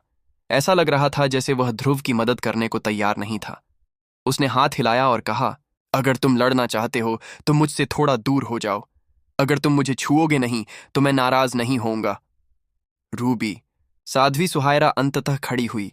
रूबी को घूरते हुए फिर धीमी आवाज में बोली, क्या आप उन्हें मरने देना चाहते हैं? मक्खियां जो इधर उधर भिन भिनाती रहती हैं मुझे परेशान करती हैं। वे मरने लायक हैं, रूबी ने ठंडे लहजे में जवाब दिया। साध्वी सुहायरा ने अनिच्छा से गंभीरता से कहा, हान फेंक, तुम्हें यहां कोई गड़बड़ नहीं करनी चाहिए। तुम लोग उसके विरोधी नहीं हो और हमारी नफरत से तुम्हें कोई लेना देना नहीं है। यह सुनकर अगुआ व्यक्ति का चेहरा थोड़ा अजीब सा हो गया। उसने अपना सिर घुमाकर साध्वी सुहायरा की ओर देखा और कहा, मिस साध्वी सुहायरा, आपने हमें बहुत कम आंका है। मैं तुम्हें कम नहीं आंकता, साध्वी सुहायरा ने आगे कहा। तुम लोग उसके विरोधी नहीं हो। अगर तुम सब मिलकर हमला भी कर दो तो भी मौत ही तुम्हारा इंतजार कर रही है। मधुशाला में मौजूद सभी योद्धा यह सुनकर दंग रह गए। यहां तक कि लिन या क्यूई भी चकित हो गई। उसने अपनी भौहें सिकोड़ी, पैराडॉन का ब्लाउज खींचा और पूछा, छोटी बाई, क्या तुम्हारी यह दोस्त खतरनाक है? पैराडॉन ने अपना सिर हिलाया और हंसते हुए कहा, मुझे नहीं पता। ध्रुव अकेले शराब पी रहा था। उसे उन 4 योद्धाओं की परवाह नहीं थी जो उसे उकसा रहे थे। उसने बस उदासीनता से अपने सामने लिन याकी और पैराडॉन को देखा और फिर खिड़की से झील की ओर नजर घुमाई। साध्वी सुहायरा की सलाह सुनकर उन 4 योद्धाओं के चेहरे, जो एक सुंदरी का दिल जीतना चाहते थे, काले पड़ गए। वे हिचकिचाते हुए ध्रुव के पीछे खड़े हो गए और सोचने लगे कि क्या उन्हें कोई खतरनाक कदम उठाना चाहिए। ध्रुव अभी भी सामान्य व्यवहार कर रहा था, गर्म पानी की झील पर ध्यान केंद्रित कर रहा था। झील के अंदर एक मत्स्यांगना की ओर देख रहा था। घनी भाप से भरी झील के दक्षिण पश्चिम कोने में एक मनमोहक आकृति जलपरी की तरह तैर रही थी। यह महिला बार बार पानी से ऊपर नीचे आ रही थी। वह खूबसूरत आकृति भाप के अंदर अस्पष्ट रूप से चमक रही थी। दूसरे लोग उसे साफ तौर पर नहीं देख पा रहे थे, इसलिए उनमें इतनी अप्रिय जिज्ञासा थी कि वे पास आकर उसे और अच्छी तरह देखना चाहते थे कि वह आकृति कितनी खूबसूरत है। फिरोजा पानी में वह महिला कभी कभी ध्रुव की ओर देखती और मुस्कुराती, मानो वह गर्व से अपने आकर्षक शरीर का प्रदर्शन कर रही हो। उसके बगल में अनंत सागर में विभिन्न सेनाओं के लगभग 10 योद्धा खड़े थे। वे सभी उसे आनंद भरी निगाहों से देख रहे थे, लेकिन पास आने की हिम्मत नहीं जुटा पा रहे थे। शराब खाने में कुछ योद्धा भी चकित निगाहों से उसकी ओर देख रहे थे, जो उस लड़की के सम्मोहित कर देने वाले शरीर पर चिपकी हुई थीं, जो दूसरों को पागल कर सकता था। उनमें से कई लोग सीटी बजा रहे थे और पानी में न कूद पाने पर नाराज थे तथा उसकी सुंदरता की प्रशंसा करने के लिए उसके करीब आ रहे थे। क्या तुम यहां आकर मेरे साथ पानी में खेलने की हिम्मत करोगे? अनगिनत योद्धाओं की निगाहों के नीचे उस महिला ने अपनी बर्फ जैसी सफेद बांह उठाई और ध्रुव की ओर इशारा करते हुए उत्तेजक मुस्कान बिखेरी। ध्रुव, अगर तुम में यहां आने की हिम्मत है तो मैं तुम्हें अपने बगल में नहाने की इजाजत दे दूंगी। बड़े स्नान क्षेत्र में महाभाव के चारों ओर कई चलती रोशनी थी। उसका मंत्रमुग्ध कर देने वाला चेहरा धीरे धीरे साफ दिखाई देने लगा। धुंधली भाप उसके शरीर के चारों ओर ऐसे घूम रही थी मानो कोई असली जीव उसकी कोमल हरकतों के साथ नाच रहा हो। लोगों को ऐसा लग रहा था मानो कोई लंबी सफेद मछली उसके चारों ओर हल्के और पतले ढंग से घूम रही हो। झील में खड़ी महाभाव के खूबसूरत चेहरे पर लगातार एक बड़ी मुस्कान झलक रही थी। दूसरों के सामने वह न तो डरी हुई लग रही थी और न ही शर्मा रही थी। उसकी छोटी सी जेड जैसी उंगली दूर से ध्रुव की ओर इशारा कर रही थी, जबकि उसकी सांसें उत्तेजक ढंग से चल रही थीं। सभी लोग शोर मचाने लगे। चाहे वह स्नान क्षेत्र में पुरुष या महिला योद्धा थे, या आसपास के उत्कृष्ट युवा थे, या वे लोग थे जो उसे पहचानते थे या नहीं, हर कोई चौंक गया था। महाभाव की जेड जैसी उंगली की दिशा का अनुसरण करते हुए सभी ने घबराहट में लक्ष्य की तलाश की और अंततः खिड़की के पास ध्रुव को ढूंढ लिया। अनगिनत चौकस निगाहों के बीच ध्रुव का चेहरा सामान्य बना रहा, मानो उसे पता ही न हो कि वह उनका निशाना बन गया है। महाभाव की बातों पर ध्यान दिए बिना वह अकेले ही पीता रहा।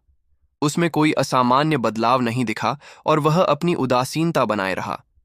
उसके बगल में खड़े लिन या क्यूई और पैराडॉन भी हैरान थे और अजीब चेहरों से उसे देख रहे थे। महाभाव के शब्दों को सुनने के बाद मधुशाला में 10 से अधिक युवा योद्धाओं ने आश्चर्य से उसे भय, प्रशंसा, ईर्ष्या, असंतोष, संदेह आदि से भरी आंखों से देखा। जबकि कई विचार उनके सिर में घूम रहे थे, वे चुपचाप ध्रुव की पहचान का अनुमान लगा रहे थे। 4 युवा योद्धा जो अशांति फैलाने की मंशा रखते थे, लकड़ी के मुर्गे की तरह ध्रुव के पीछे अचंभित होकर बिना किसी प्रतिक्रिया के एक खंभे की तरह खड़े थे। रूबी ने चुपके से अपने दांत पीस लिए, एक ही समय में गुस्सा और घृणा महसूस की और चुपचाप महाभाव को कोसने लगी। साध्वी सुहायरा धीरे से बैठ गई, बिना कुछ बोले अपना सिर झुका लिया। किसी को पता नहीं चला कि वह क्या सोच रही थी। क्या काओ परिवार की बेटी तुम्हें बुला रही है? पैराडॉन थोड़ी देर के लिए चौंका, फिर कांप उठा और अजीब सा चेहरा बनाकर बोला, भाई, तुम आखिर हो कौन? मैं इस महाभाव को जानता हूं। यह औरत अनंत सागर में अपनी खूबसूरती के लिए मशहूर है। अनगिनत लोग इसके दीवाने हो गए हैं। मैंने कभी नहीं सुना कि इसने कभी किसी पर नजर डाली हो। लेकिन तुम ऐसा कर सकते थे, यहां तक कि उसे पहल करने पर मजबूर भी कर सकते थे। तुमने यह कैसे किया? ध्रुव ने ठंडे चेहरे से अपना सिर हिलाया। वह मानसिक रूप से बीमार है। लिन या क्यूई लगातार सिर हिलाते हुए हंसी। उसे सचमुच कोई मानसिक विकार है।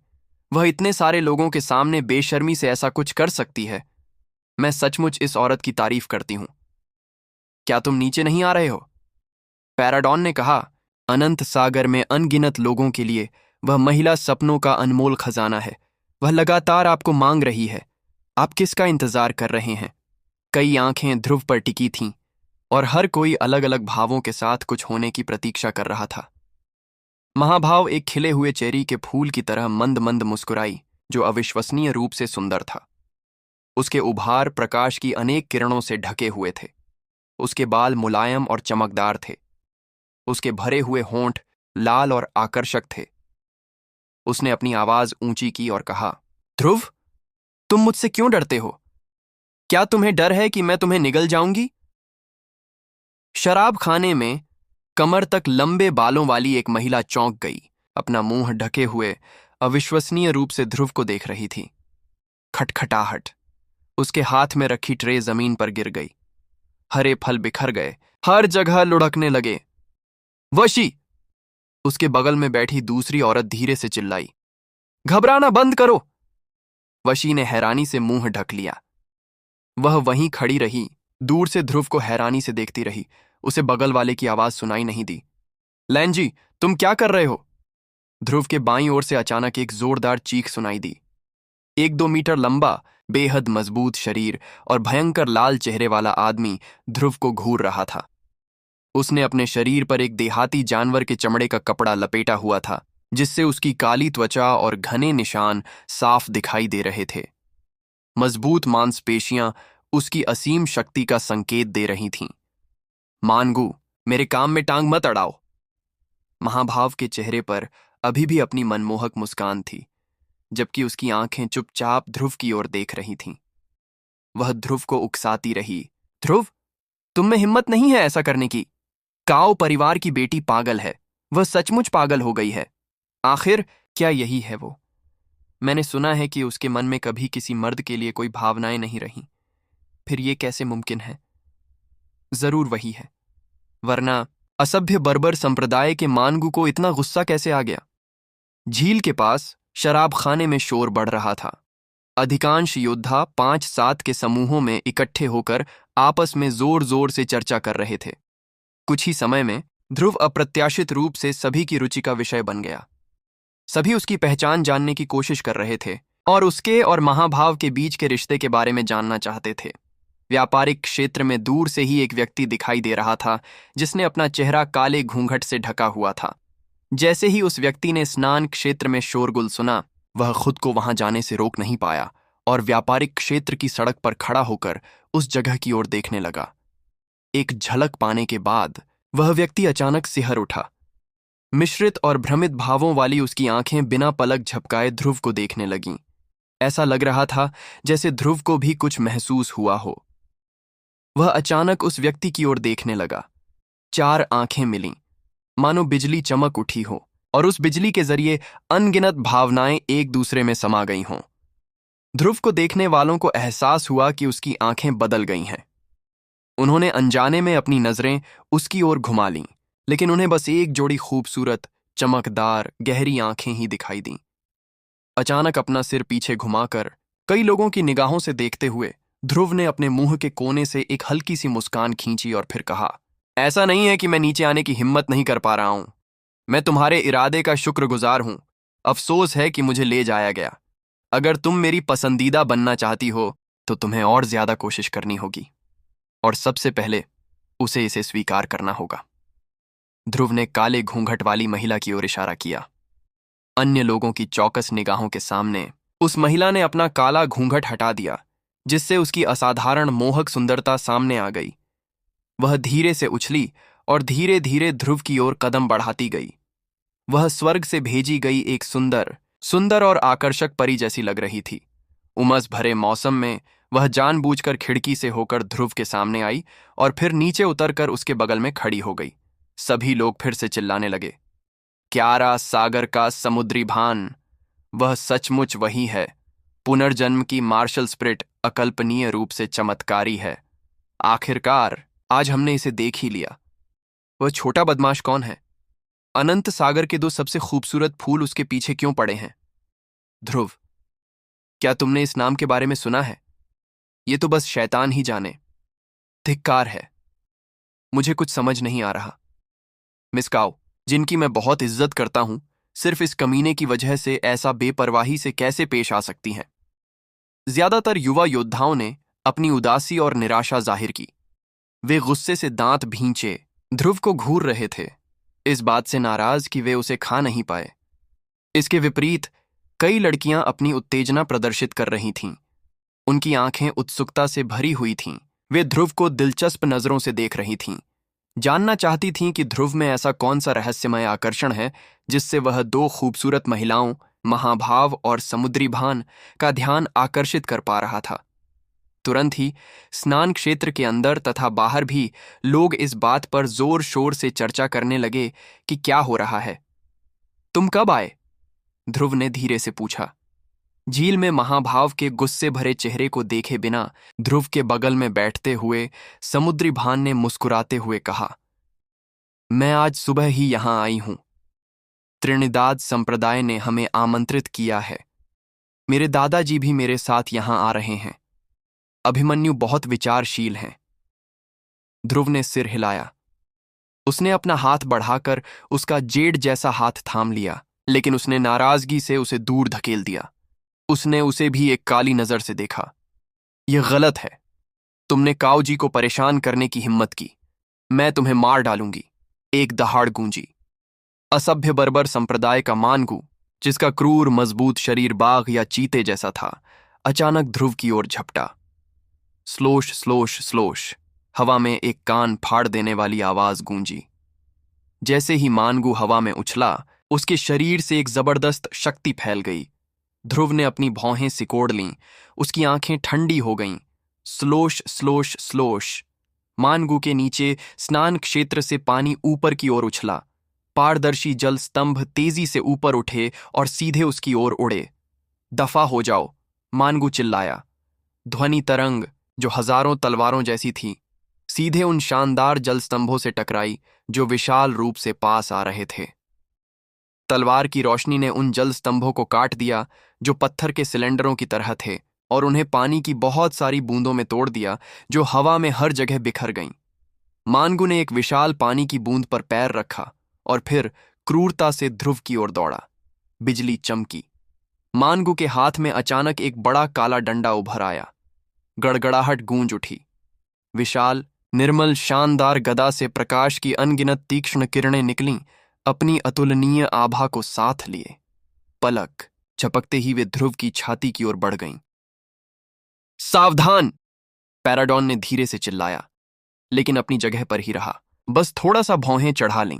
लिन या क्यूई ने अपनी उत्तेजना दिखाई। उसका चेहरा लाल हो गया था, लेकिन उसकी आवाज अभी भी बहुत कोमल थी। उस सनकी में जन्मजात ईश्वरीय शक्ति है। कहा जाता है कि उसने एक निर्वाण क्षेत्र के योद्धा को सिर्फ एक वार से मार गिराया है। आज हम उसका खतरा देख सकते हैं।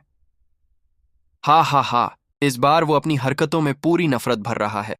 हम एक दिलचस्प नाटक देखने वाले हैं। प्रकाश के अभिसरण से निर्मित ऊर्जावान मोहरें ध्रुव की हथेलियों में उभर आईं। इन मोहरों की परत दर परत एक के बाद एक ढेर हो गईं और फिर तेजी से उसकी हथेली से बाहर निकल आईं। जीवन मोहर 7 मोहरें मिलकर एक बन गईं, जो पहाड़ जितनी भारी थी। उसकी दिव्य ज्योतियां अपार थीं। उसकी शक्ति पहाड़ों और जमीन को चूर चूर कर सकती थी। बूम! स्नान क्षेत्र से अचानक धरती हिलने की आवाज गूंजी। उस कान फाड़ देने वाले विस्फोट में झील के नीले पत्थर इधर उधर बिखर गए। गर्म पानी की झील के पास एक सराय अचानक ढह गई। बड़े बड़े पत्थर धड़ाम से गिरे, जिससे कई योद्धा सिर पकड़कर जोर जोर से गालियां देते हुए भाग खड़े हुए। मानगू का शरीर हवा में कांपता रहा। बड़ा डंडा उसके हाथ से फिसलकर सीधा एक शराब खाने से टकराया, जो कुछ ही देर में ढह गया। ध्रुव का हाथ सुन्न हो गया। उसकी नसें लगभग फट गईं और उसका चेहरा लाल हो गया। खुद को स्थिर करने के लिए उसे 3 कदम पीछे हटना पड़ा। खतरनाक! ध्रुव का दिल कांप उठा। उसका चेहरा अचानक बर्फ की तरह ठंडा हो गया। उसकी आंखों में असीम लड़ाकू इच्छा शक्ति उमड़ पड़ी। वह उछला और झील में मानगू की ओर ऐसे कूद पड़ा जैसे कोई बाज अपने शिकार को पकड़ता है। जारी रखो! मानगू झील में खड़ा था। ध्रुव को नीचे गिरते देख वह अचानक जोर से हंसा। उसके शरीर की हड्डियां चटकने लगीं। लगातार धमाकेदार आवाजें निकल रही थीं। हड्डियों के टूटने की आवाज के साथ मानगू की जबरदस्त आभा तेजी से बाहर आ गई। मानगू के कपड़े पूरी तरह से फट गए। उसके शरीर पर जानवरों की खाल की चादरें टुकड़ों में बिखर गईं और पूरे आसमान में बिखर गईं। मानगू के शरीर से अचानक एक प्रचंड, उन्मादी, प्रचंड शक्ति का प्रवाह प्रक्षेपित हुआ। मानगू के शरीर पर हरी नसें ऐसी लग रही थीं मानो वे आपस में गूंथी हुई हों, जो उसके शरीर पर अलग अलग दिशाओं में चलती हुई कुछ काली धारियों के समान थीं। यह ऐसा भी लग रहा था जैसे कोई अंधा चित्रकार अपने हाथ में पेंट ब्रश लेकर मोटी रेखाएं खींच रहा हो और कोई आकृति बना रहा हो। कुछ ही सेकंड में मानगू के पूरे शरीर के अंदर वाहिकाओं की स्थिति बदल गई थी। हरी नसें उभरने के बाद वे एक तरह के पैटर्न में बदल गईं, जो उसके शरीर पर बंधे टैटू जैसा लग रहा था। यह टैटू हरे सींग वाले जंगली भैंसे जैसा घमंडी और ताकतवर दोनों था। उसकी त्वचा पर उभरे हरे सींग वाले जंगली भैंसे को देखकर लोगों को ऐसा महसूस हुआ कि उसकी ताकत बहुत बढ़ गई है और वह बाहर निकलने ही वाली है। जंगली देवता शिराओं की शक्ति। शराब खाने में अचानक कई योद्धा चौंक कर चीख पड़े। बर्बर देवता शिराओं की शक्ति असभ्य बर्बर संप्रदाय की एक भयावह स्तर की युद्ध तकनीक थी, जिसे निश्चित रूप से कम करके नहीं आंका जाना चाहिए। ऐसा कहा जाता था कि मानगू एक असाधारण जन्मजात प्रतिभा थे। उनके शरीर की संरचनाएं स्वाभाविक रूप से सामान्य लोगों की तुलना में असाधारण रूप से अधिक मजबूत थीं। जब उसने बर्बर देवता शिराओं की शक्ति का प्रयोग किया तो उसकी रक्तवाहिनियां इस प्रकार से धड़कने लगीं मानो कोई बर्बर शक्ति उसकी हड्डियों और रक्त वाहिकाओं से लगातार फैल रही हो। मानगू को ईश्वरीय शक्ति वाले व्यक्ति के रूप में जाना जाता है, जिसे अनंत सागर की युवा पीढ़ी में प्रथम स्थान प्राप्त है। उसके लिए किसी गुप्त खजाने का उपयोग करना आवश्यक नहीं है। मानगू को केवल अपनी ईश्वरीय शक्ति पर निर्भर रहना है। उसी लोक के योद्धाओं की तो बात ही छोड़िए, निर्वाण लोक के योद्धा भी उसका विरोध नहीं कर पाएंगे।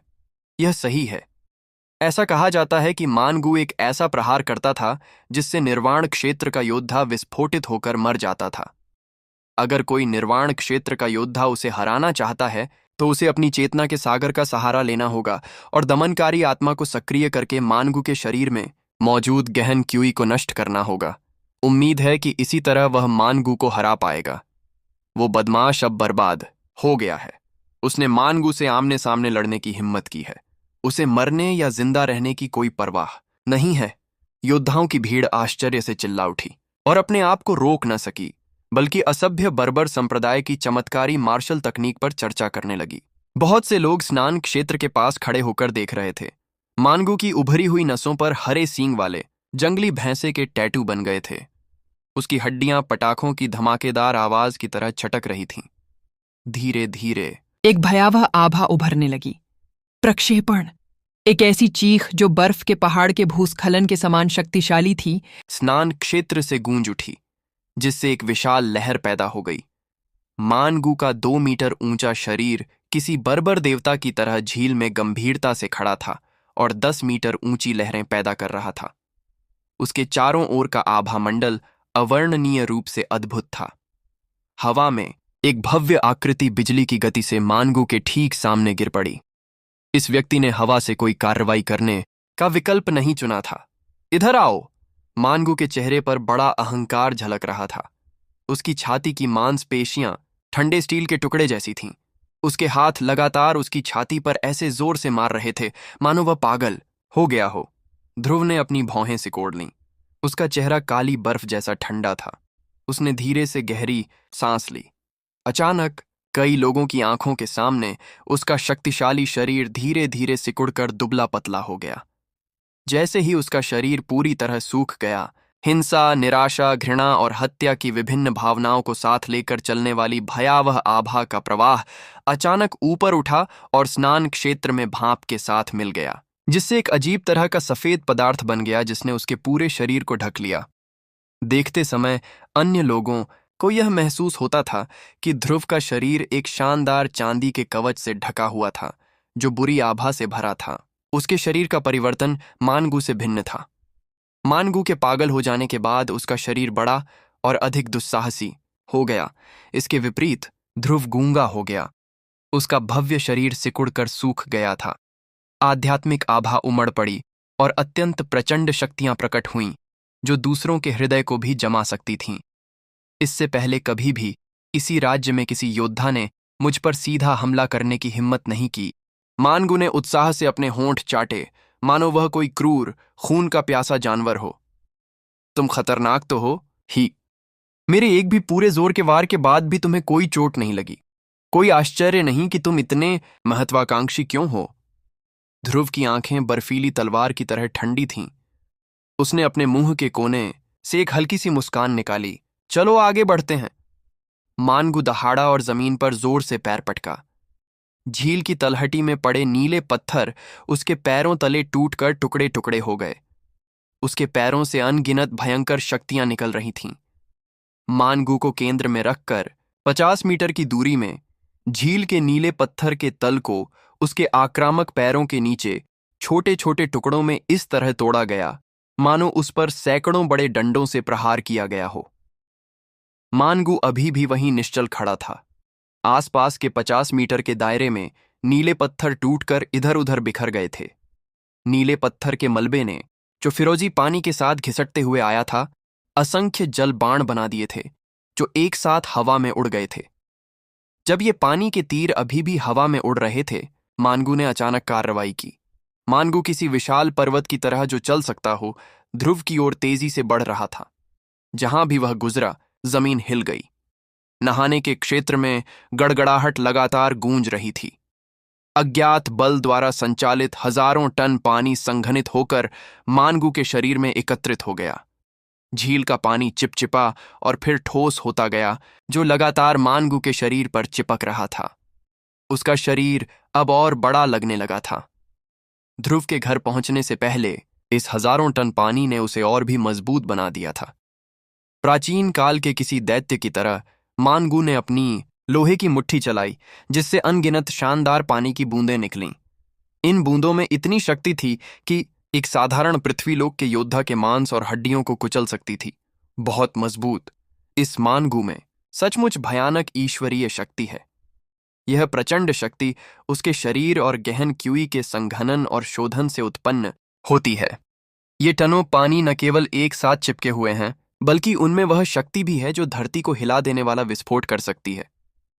यह मानगू अशिक्षित बर्बर संप्रदाय की 1000 साल में एक बार आने वाली प्रतिभा होने का हकदार है। वह आदमी उन पानी की बूंदों के अंदर भयानक शक्तियां छिपाए हुए हैं जो कभी भी फट सकती हैं। वह पानी की बूंदों की कोमलता का इस्तेमाल करके उन शक्तियों की तेजी को बेअसर कर देता है जिससे वे तुरंत फट नहीं जाती। यह मानगू बिल्कुल भी सीधा साधा आदमी नहीं है। ऐसा कर पाने से यह साबित हो गया है कि वह बेवकूफ नहीं है। यह सही है। यह मानगू बहुत खतरनाक है। कोई आश्चर्य नहीं कि वह निर्वाण योद्धा से लड़ते हुए हार नहीं पाया। उसमें कुछ क्षमता जरूर है। सबने आंखें खोलकर झील का दृश्य देखकर आश्चर्यचकित हो गए। उनके चेहरों पर अकल्पनीय विस्मय का भाव था। झील में नहा रहे कई लोग बिना इसकी परवाह किए कि वे गीले हैं या नहीं, भाग खड़े हुए। वे जल्दी से शराबखानों की छतों पर चढ़ गए और वहीं से युद्ध देखने लगे। पावर रैंकिंग में दूसरी लड़ाकू क्षमता सभी की प्रशंसा की हकदार है।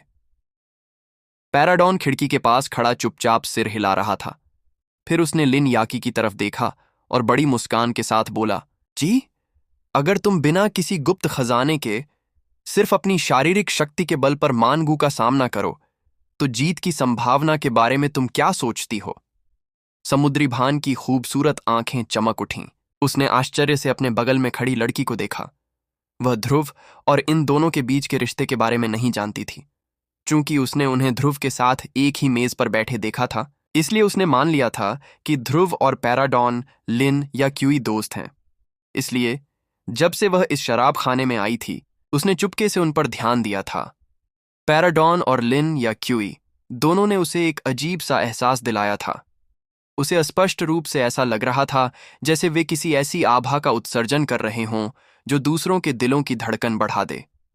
उसने महसूस किया कि पैराडॉन और लिन या क्यूई असाधारण रूप से उत्कृष्ट थे और उनकी साधना का आधार बिल्कुल भी कम नहीं था।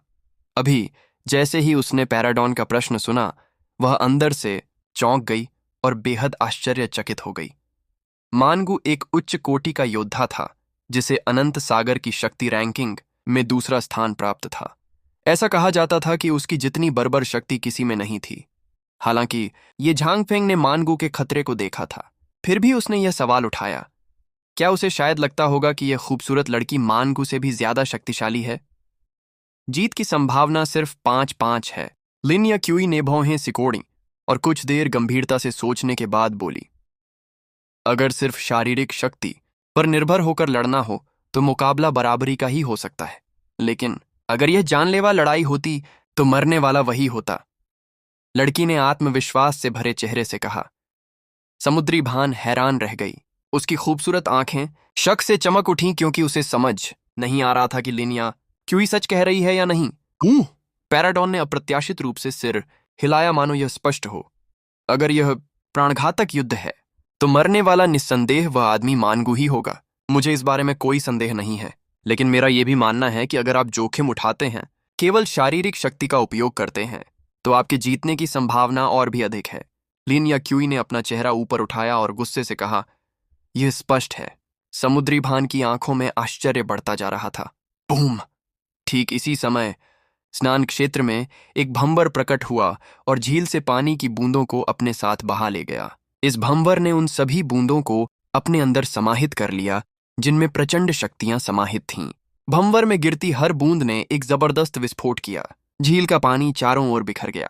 मानगू द्वारा संघनित की गई हिंसक शक्तियों वाली पानी की कोई भी बूंद ध्रुव के शरीर को छू नहीं सकी क्योंकि वह उस भंवर द्वारा आकर्षित होकर विलीन हो गई थी। जब मानगू नीचे झील पर झागदार गुर्राहट कर रहा था, ध्रुव आसन्न भंवर के ठीक ऊपर हवा में तैर रहा था, तभी अचानक वह उछल पड़ा और लहरों पर तैरने लगा। शैतानी धुंध का धुआं उसके शरीर पर जम गया। अब वह समुद्र से छलांग लगाकर सीधे मानगू की ओर दौड़ता हुआ एक अजगर सा लग रहा था। उन दोनों पुरुषों ने अपनी सारी शक्ति अपने अपने जल स्तंभों में डालकर एक विशाल जल स्तंभ बनाया। इन जल स्तंभों से निकलने वाली आभा इतनी शक्तिशाली थी मानो वह पहाड़ों और जमीन को टुकड़े टुकड़े कर सकती हो। फिर ये दोनों जल स्तंभ आपस में जोरदार टक्कर खा गए। स्वूश स्वूश स्वूश। इन दो विशाल जल स्तंभों की टक्कर से इधर उधर कई जलबाण निकले। हर बाण में एक भयानक शक्ति थी जिससे लोग डरकर पागल हो जाते थे। ये बाण, जो मोटे जल के पर्दों के समान थे, सर्वत्र फैल गए। कई कान फाड़ देने वाली आवाजें गूंजीं। 12 भव्य शराब खानों पर अचानक एक अत्यंत विनाशकारी शक्ति का अप्रत्याशित प्रभाव पड़ा। क्षण भर में ही उनमें से 5 पानी के बाणों से छेदित हो गए और गिर पड़े। बाकी 7 बेकाबू होकर कांप रहे थे और गिरने के कगार पर थे। सौभाग्य से शराब खानों के योद्धाओं के एक झुंड ने एकजुट होकर उन्हें खतरनाक तरीके से नीचे गिरने से बचा लिया। हालांकि ध्रुव और मानगु के बीच लड़ाई अभी भी जारी थी। दोनों जल स्तंभों से ऊर्जा की असंख्य तरंगें फैल गईं। चमकदार रोशनी बिखेरने और हजारों जलबाण छोड़ने के बाद वे तेजी से ढह गए। इस समय ध्रुव और मानगु पानी की सतह पर एक दूसरे के आमने सामने खड़े थे। उनके शक्तिशाली मुक्कों के टकराने से एक भयानक गड़गड़ाहट जैसा कंपन पैदा हुआ। प्रकाश की कई किरणें, जो दूसरों को चकाचौंध और चक्कर में डाल सकती थीं, तुरंत उन दोनों को ढक गईं, जिससे उनका आकार अस्पष्ट हो गया। कुछ ही सेकंड में यह पता नहीं चल पाया कि उन्होंने कितनी बार प्रहार किए थे। बूम! लहरें उछल रही थीं। उनके शरीर लंबे भालों जैसे थे, जो तेज गति से स्नान क्षेत्र की ओर गिर रहे थे, जिससे झील के बीचों बीच एक विशाल गड्ढा बन गया। गड्ढे में बेतहाशा पानी की धाराएं गड्ढे के अंदर मौजूद भयानक शक्तियों द्वारा सीधे आकाश की ओर उछाली गईं, जिससे वे अतुलनीय शक्ति वाले एक जल ड्रैगन में बदल गईं। पानी की धाराएं गड्ढे में गिरती रहीं और फिर आकाश की ओर बढ़ते हुए प्रचंड जल ड्रैगन में बदल गईं। धीरे धीरे शक्ति विलीन होने के बाद वे फिर से गिरती हुई बारिश की बूंदों में बदल गईं। धिक्कार है, कुछ भी दिखाई नहीं दे रहा। तुम जमीन में क्यों बिल बना रहे हो? छी, तुमने अभी अभी मेरे पटाखों पर पेशाब कर दिया। मैं नीचे जाकर देखना चाहता हूं। अगर तुम मरना चाहते हो तो जाओ। मैं तुम्हें यकीन दिलाता हूं कि कल तुम इस दुनिया में नहीं रहोगे। हिलती हुई मधुशाला की छत पर कई योद्धा कराह रहे थे। नीचे जाकर अच्छी तरह देखना चाहते थे, लेकिन उन दोनों की शक्तियों के झटकों से डर रहे थे। इसलिए वे मधुशाला में ही रुके रहे और लगातार शिकायत करते रहे। Boom boom boom! उस गहरे गड्ढे के अंदर, जो एक कुएं जैसा था, ध्रुव और मानगु अभी भी एक दूसरे से चिपके हुए थे। उन दोनों से प्रचंड शक्ति प्रचंड रूप से निकल रही थी। वह प्रचंड शक्ति, जो साधारण योद्धाओं को आसानी से कुचल सकती थी, उनके अंगों से होकर बह रही थी, आपस में टकरा रही थी और गरजने जैसी विस्फोटक ध्वनि उत्पन्न कर रही थी। धरती का अंदरूनी हिस्सा इतनी बुरी तरह नष्ट हो गया था कि हर जगह गहरी खाइयां दिखाई दे रही थीं। ध्रुव ने पेट्रिफिकेशन मार्शल स्पिरिट को सक्रिय कर दिया, जिससे उसका शरीर पत्थर या स्टील जैसा ठोस हो गया। यह नकारात्मक शक्ति उफनती हुई लहरों की तरह थी, जो उसकी गहन क्यूई के साथ मिलकर उसके शरीर के अंदर हर जगह तेजी से बह रही थी। हर बार जब कोई मुक्का मारा जाता, तो उसकी बांह की हड्डियों के अंदर से धरती हिला देने वाली विस्फोटक ध्वनियां गूंजतीं। जब वह अपनी शक्ति को मुक्त रूप से मुक्त कर रहा था, तो उसके शरीर में, जो पहले हजारों बार कठोर हो चुका था, अचानक एक अवर्णनीय अद्भुत अनुभूति उत्पन्न हुई। मानो उसके शरीर में असीमित शक्ति समाहित थी, जो फूटकर बाहर आ सकती थी। जब मानगु की प्रचंड शक्ति उसके शरीर पर पड़ी, तो एक ऐसी ध्वनि उठी जो मानसिक चेतना के टुकड़ों के आपस में टकराने जैसी थी। ध्रुव को लगा कि उसका पूरा शरीर दर्द से कराह रहा है, मानो उसकी सारी कोशिकाएं एक साथ चकनाचूर हो गई हों। हालांकि दर्द के दौरान उसे एक ही समय में ताजगी भी महसूस हुई। एक चमत्कारी भ्रम प्रकट हुआ था। उसे लग रहा था कि उसका शरीर एक जादुई हथियार है और मानगु उसके शरीर पर प्रहार करने वाला एक बड़ा हथौड़ा है। ऐसा लग रहा था कि जादुई हथियार गढ़ने के लिए यह एक अनिवार्य कदम था। मानगु की शक्ति, जो उसके शरीर के सभी अंदरूनी हिस्सों को चकनाचूर करने के लिए पर्याप्त थी, कुछ ऐसे प्रभाव भी पैदा कर रही थी जो उसके शरीर को एक अद्भुत तड़का लगाने की प्रक्रिया से गुजरने में मदद कर रहे थे। मानगु के प्रचंड प्रहारों के तहत उसके लोहे जैसे शरीर के अंदर कोशिकाएं लगातार विभाजित और फिर संयोजित हो रही थीं। रक्तवाहिकाएं इतनी ज्यादा खींच गई थीं कि वे कभी भी टूट सकती थीं। यहां तक कि उसके शरीर के अंदर की हड्डियां भी चीखने जैसी आवाज निकाल रही थीं, मानो उनमें कोई परिवर्तन होने वाला हो। शक्तिशाली मुक्कों के प्रभाव से बर्फीली ज्वाला और पृथ्वी ज्वाला का अद्भुत सार, जो उसके शरीर के अंदर छिपा हुआ था, भी चमत्कारिक रूप से उसकी हड्डियों में घुल मिल गया और फिर कोशिकाओं और रक्तवाहिकाओं का हिस्सा बन गया। मानगु के हिंसक हमलों के तहत ध्रुव को असामान्य रूप से आराम महसूस हुआ। हालांकि मानगु को यह पसंद नहीं आया। असभ्य बर्बर संप्रदाय की युवा पीढ़ी में प्रथम श्रेणी में होने के कारण बचपन से ही उसे असभ्य बर्बर संप्रदाय की सबसे शक्तिशाली शक्ति प्राप्त थी। जन्म से ही उसमें जन्मजात ईश्वरीय शक्ति थी। उसकी रक्तवाहिकाएं और रक्त भी सामान्य लोगों से भिन्न थे। वर्तमान शरीर ने उसे अतुलनीय रूप से शक्तिशाली शक्ति प्रदान की, जिससे उसे असभ्य बर्बर संप्रदाय की कई खतरनाक युद्ध तकनीकों को उस हद तक विकसित करने में मदद मिली जिसकी कोई कल्पना भी नहीं कर सकता था। अब तक मानगु हमेशा यही मानता आया था कि वह अगली पीढ़ी का बर्बर देवता है। उसी लोक में कोई भी उससे आमने सामने नहीं लड़ सकता था। हालांकि आज ध्रुव से लड़ते हुए उसे एहसास हुआ कि बर्बर देवता के शरीर की कथा, जो असभ्य बर्बर संप्रदाय के इतिहास में फैली हुई थी, एकमात्र सत्य नहीं थी। इस दुनिया में असभ्य बर्बर संप्रदाय के जादू की साधना और असभ्य बर्बर संप्रदाय की आध्यात्मिक शक्तियों की मदद के बिना अभी भी कोई ऐसा व्यक्ति था जिसके पास उसके जैसा शक्तिशाली शरीर था। जिस भयानक शक्ति को उसने मुक्त करने का प्रयास किया था, वह उसी स्तर के जानवरों को कुचलने में सक्षम थी। यद्यपि इन जानवरों की मजबूती उसी स्तर के योद्धाओं की ताकत से कहीं अधिक थी। वह कोशिश करता था। वह सचमुच 5वें स्तर के जानवर, हरी आंखों वाले बख्तरबंद शेर के अंगों को एक ही वार से चकनाचूर कर सकता था, जिससे उसकी दर्दनाक मौत हो जाती थी। हरी आंखों वाले कवचधारी सिंह का शरीर बहुत मजबूत था। शरीर के अंदर के अंग भी मांस की कुछ परतों से ढके हुए थे, जो लोहे के कवच जितने सख्त थे। अगर साधारण योद्धाओं की प्रबल गहन क्यू भी उसके शरीर में प्रवेश कर जाती, तो भी उन मांस की परतों को तोड़कर उसके अंदरूनी अंगों को नुकसान पहुंचाना मुश्किल होता। लेकिन सिर्फ एक ही मुक्के से, और उस मुक्के की बेतहाशा विस्फोटक शक्ति के साथ, उसने हरी आंखों वाले कवचधारी सिंह के अंगों को, यहां तक कि मांस की परतों को भी चूर चूर कर दिया, जो अभी अभी टूटे लोहे के कवच जितने सख्त थे। अतुलनीय ईश्वरीय शक्ति। उसने मान लिया है कि इस दुनिया में कोई भी उसकी बर्बर शक्ति से अधिक शक्तिशाली नहीं हो सकता, या उसके शरीर से अधिक मजबूत कोई नहीं हो सकता। हालांकि आज उसकी प्रचंड शक्ति, जो तेज हवा और बड़े तूफान जैसी थी, ध्रुव के पूरे शरीर पर छा जाने के बाद भी उसके तंत्र को तोड़ नहीं पाई थी। उसे तो ऐसा भी लग रहा था जैसे वो किसी 1000 साल पुराने पत्थर से लड़ रहा हो। उसका मुक्का किसी जीवित शरीर पर नहीं, बल्कि किसी दुर्लभ लावा चट्टान पर लगा हो। Boom boom boom boom. विशाल गहरे गड्ढे से एक ऐसी धमाकेदार आवाज निकली जो पहाड़ों को भी हिला सकती थी। उसके बाद पानी के ड्रैगन एक एक करके शानदार पानी की बौछार के बीच लहराते हुए आसमान की ओर उड़े, जिससे लोगों की आंखें चौंधिया गईं।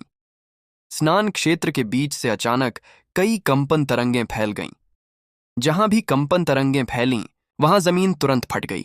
वे शराब खाने, जो हिलकर लगभग ढह गए थे, अंततः जोर से हिल गए, क्योंकि वे लगातार आने वाले झटकों को और बर्दाश्त नहीं कर सके। चीख पुकार से घिरे होने के कारण कई योद्धा तेजी से उछलकर बाहर निकल गए। इससे पहले कि वे योद्धा पूरी तरह से बाहर निकल पाते, बाकी शराब खाने अंततः एक साथ ढह गए, क्योंकि उन्हें लगातार आने वाले कंपनों का सामना करना पड़ा था।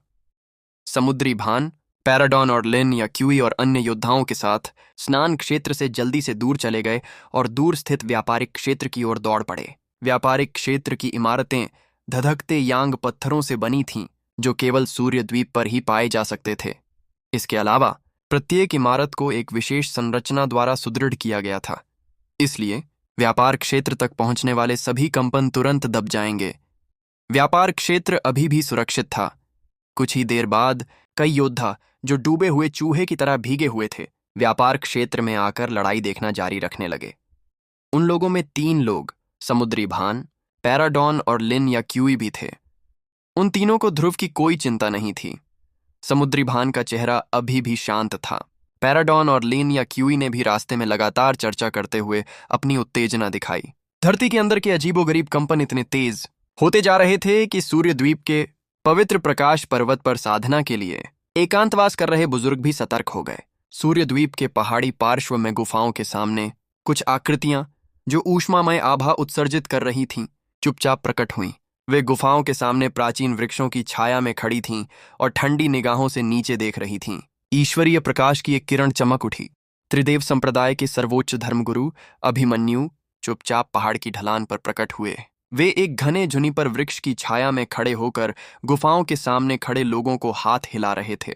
जैसे ही उन बुजुर्गों ने उन्हें देखा, वे तुरंत उछल पड़े, उड़कर उनके पास आ खड़े हुए। उन बुजुर्गों के व्यवस्थित रूप से खड़े होने तक प्रतीक्षा करते हुए अभिमन्यु ने मुस्कुराते हुए नीचे हो रहे शोर की ओर इशारा किया और कहा, जो व्यक्ति मानगु के साथ लड़ रहा है वह ध्रुव है। यह सुनकर कुछ बुजुर्गों ने, जिनकी आंखें उदास थीं लेकिन हौसले बुलंद थे, आश्चर्य व्यक्त किया। उनमें से एक ने थोड़ा झुककर धीमी आवाज में कहा, क्या तुम्हें यकीन है कि वह तारा देवता का उत्तराधिकारी है? अभिमन्यु अभी भी उदास था। उसने गंभीरता से कहा, हाँ, मुझे यकीन है। सभी बुजुर्गों के चेहरे हिल गए। नीचे देखते हुए वे और भी ज्यादा ध्यानमग्न हो गए, मानो त्रिदेव संप्रदाय के भविष्य के बारे में कुछ सोच रहे हों। त्रिदेव संप्रदाय के नियमों के अनुसार एक बार जब वह निर्वाण क्षेत्र में सफलतापूर्वक प्रवेश कर लेता है, तो वह अगली पीढ़ी का तारा देवता भी बन सकता है। अभिमन्यु का चेहरा भारी था। उसने अपनी आवाज धीमी कर ली। अगर त्रिदेव संप्रदाय के 9 में से 5 वरिष्ठ अधिकारी सहमत हो जाएं, तो वह नया तारा देवता बन जाएगा और तुरंत ही देव संप्रदाय में नया महान पद और प्रतिष्ठा प्राप्त कर लेगा। आपको ध्यान से सोचने की जरूरत है। मेरा मानना है कि वह निर्वाण क्षेत्र के बहुत करीब है। ये शब्द सुनकर बुजुर्गों के चेहरे पर थोड़ा सा बदलाव आ गया। एक बार जब तारा देवता की पहचान की पुष्टि हो जाती है, तो त्रिदेव संप्रदाय के लाभों में भी बदलाव होना चाहिए। इसलिए आपको अपने वर्तमान लाभों में से कुछ को छोड़ना होगा। अभिमन्यु ने अर्थपूर्ण दृष्टि से बुजुर्गों की ओर देखा और फिर आगे कहा, मुझे पता है कि आपको यह मुश्किल लगेगा। किसी चीज को पाना उसे छोड़ने से ज्यादा आसान है, लेकिन मुझे उम्मीद है कि आप त्रिदेव संप्रदाय के लिए त्याग और रियायतें कर सकते हैं।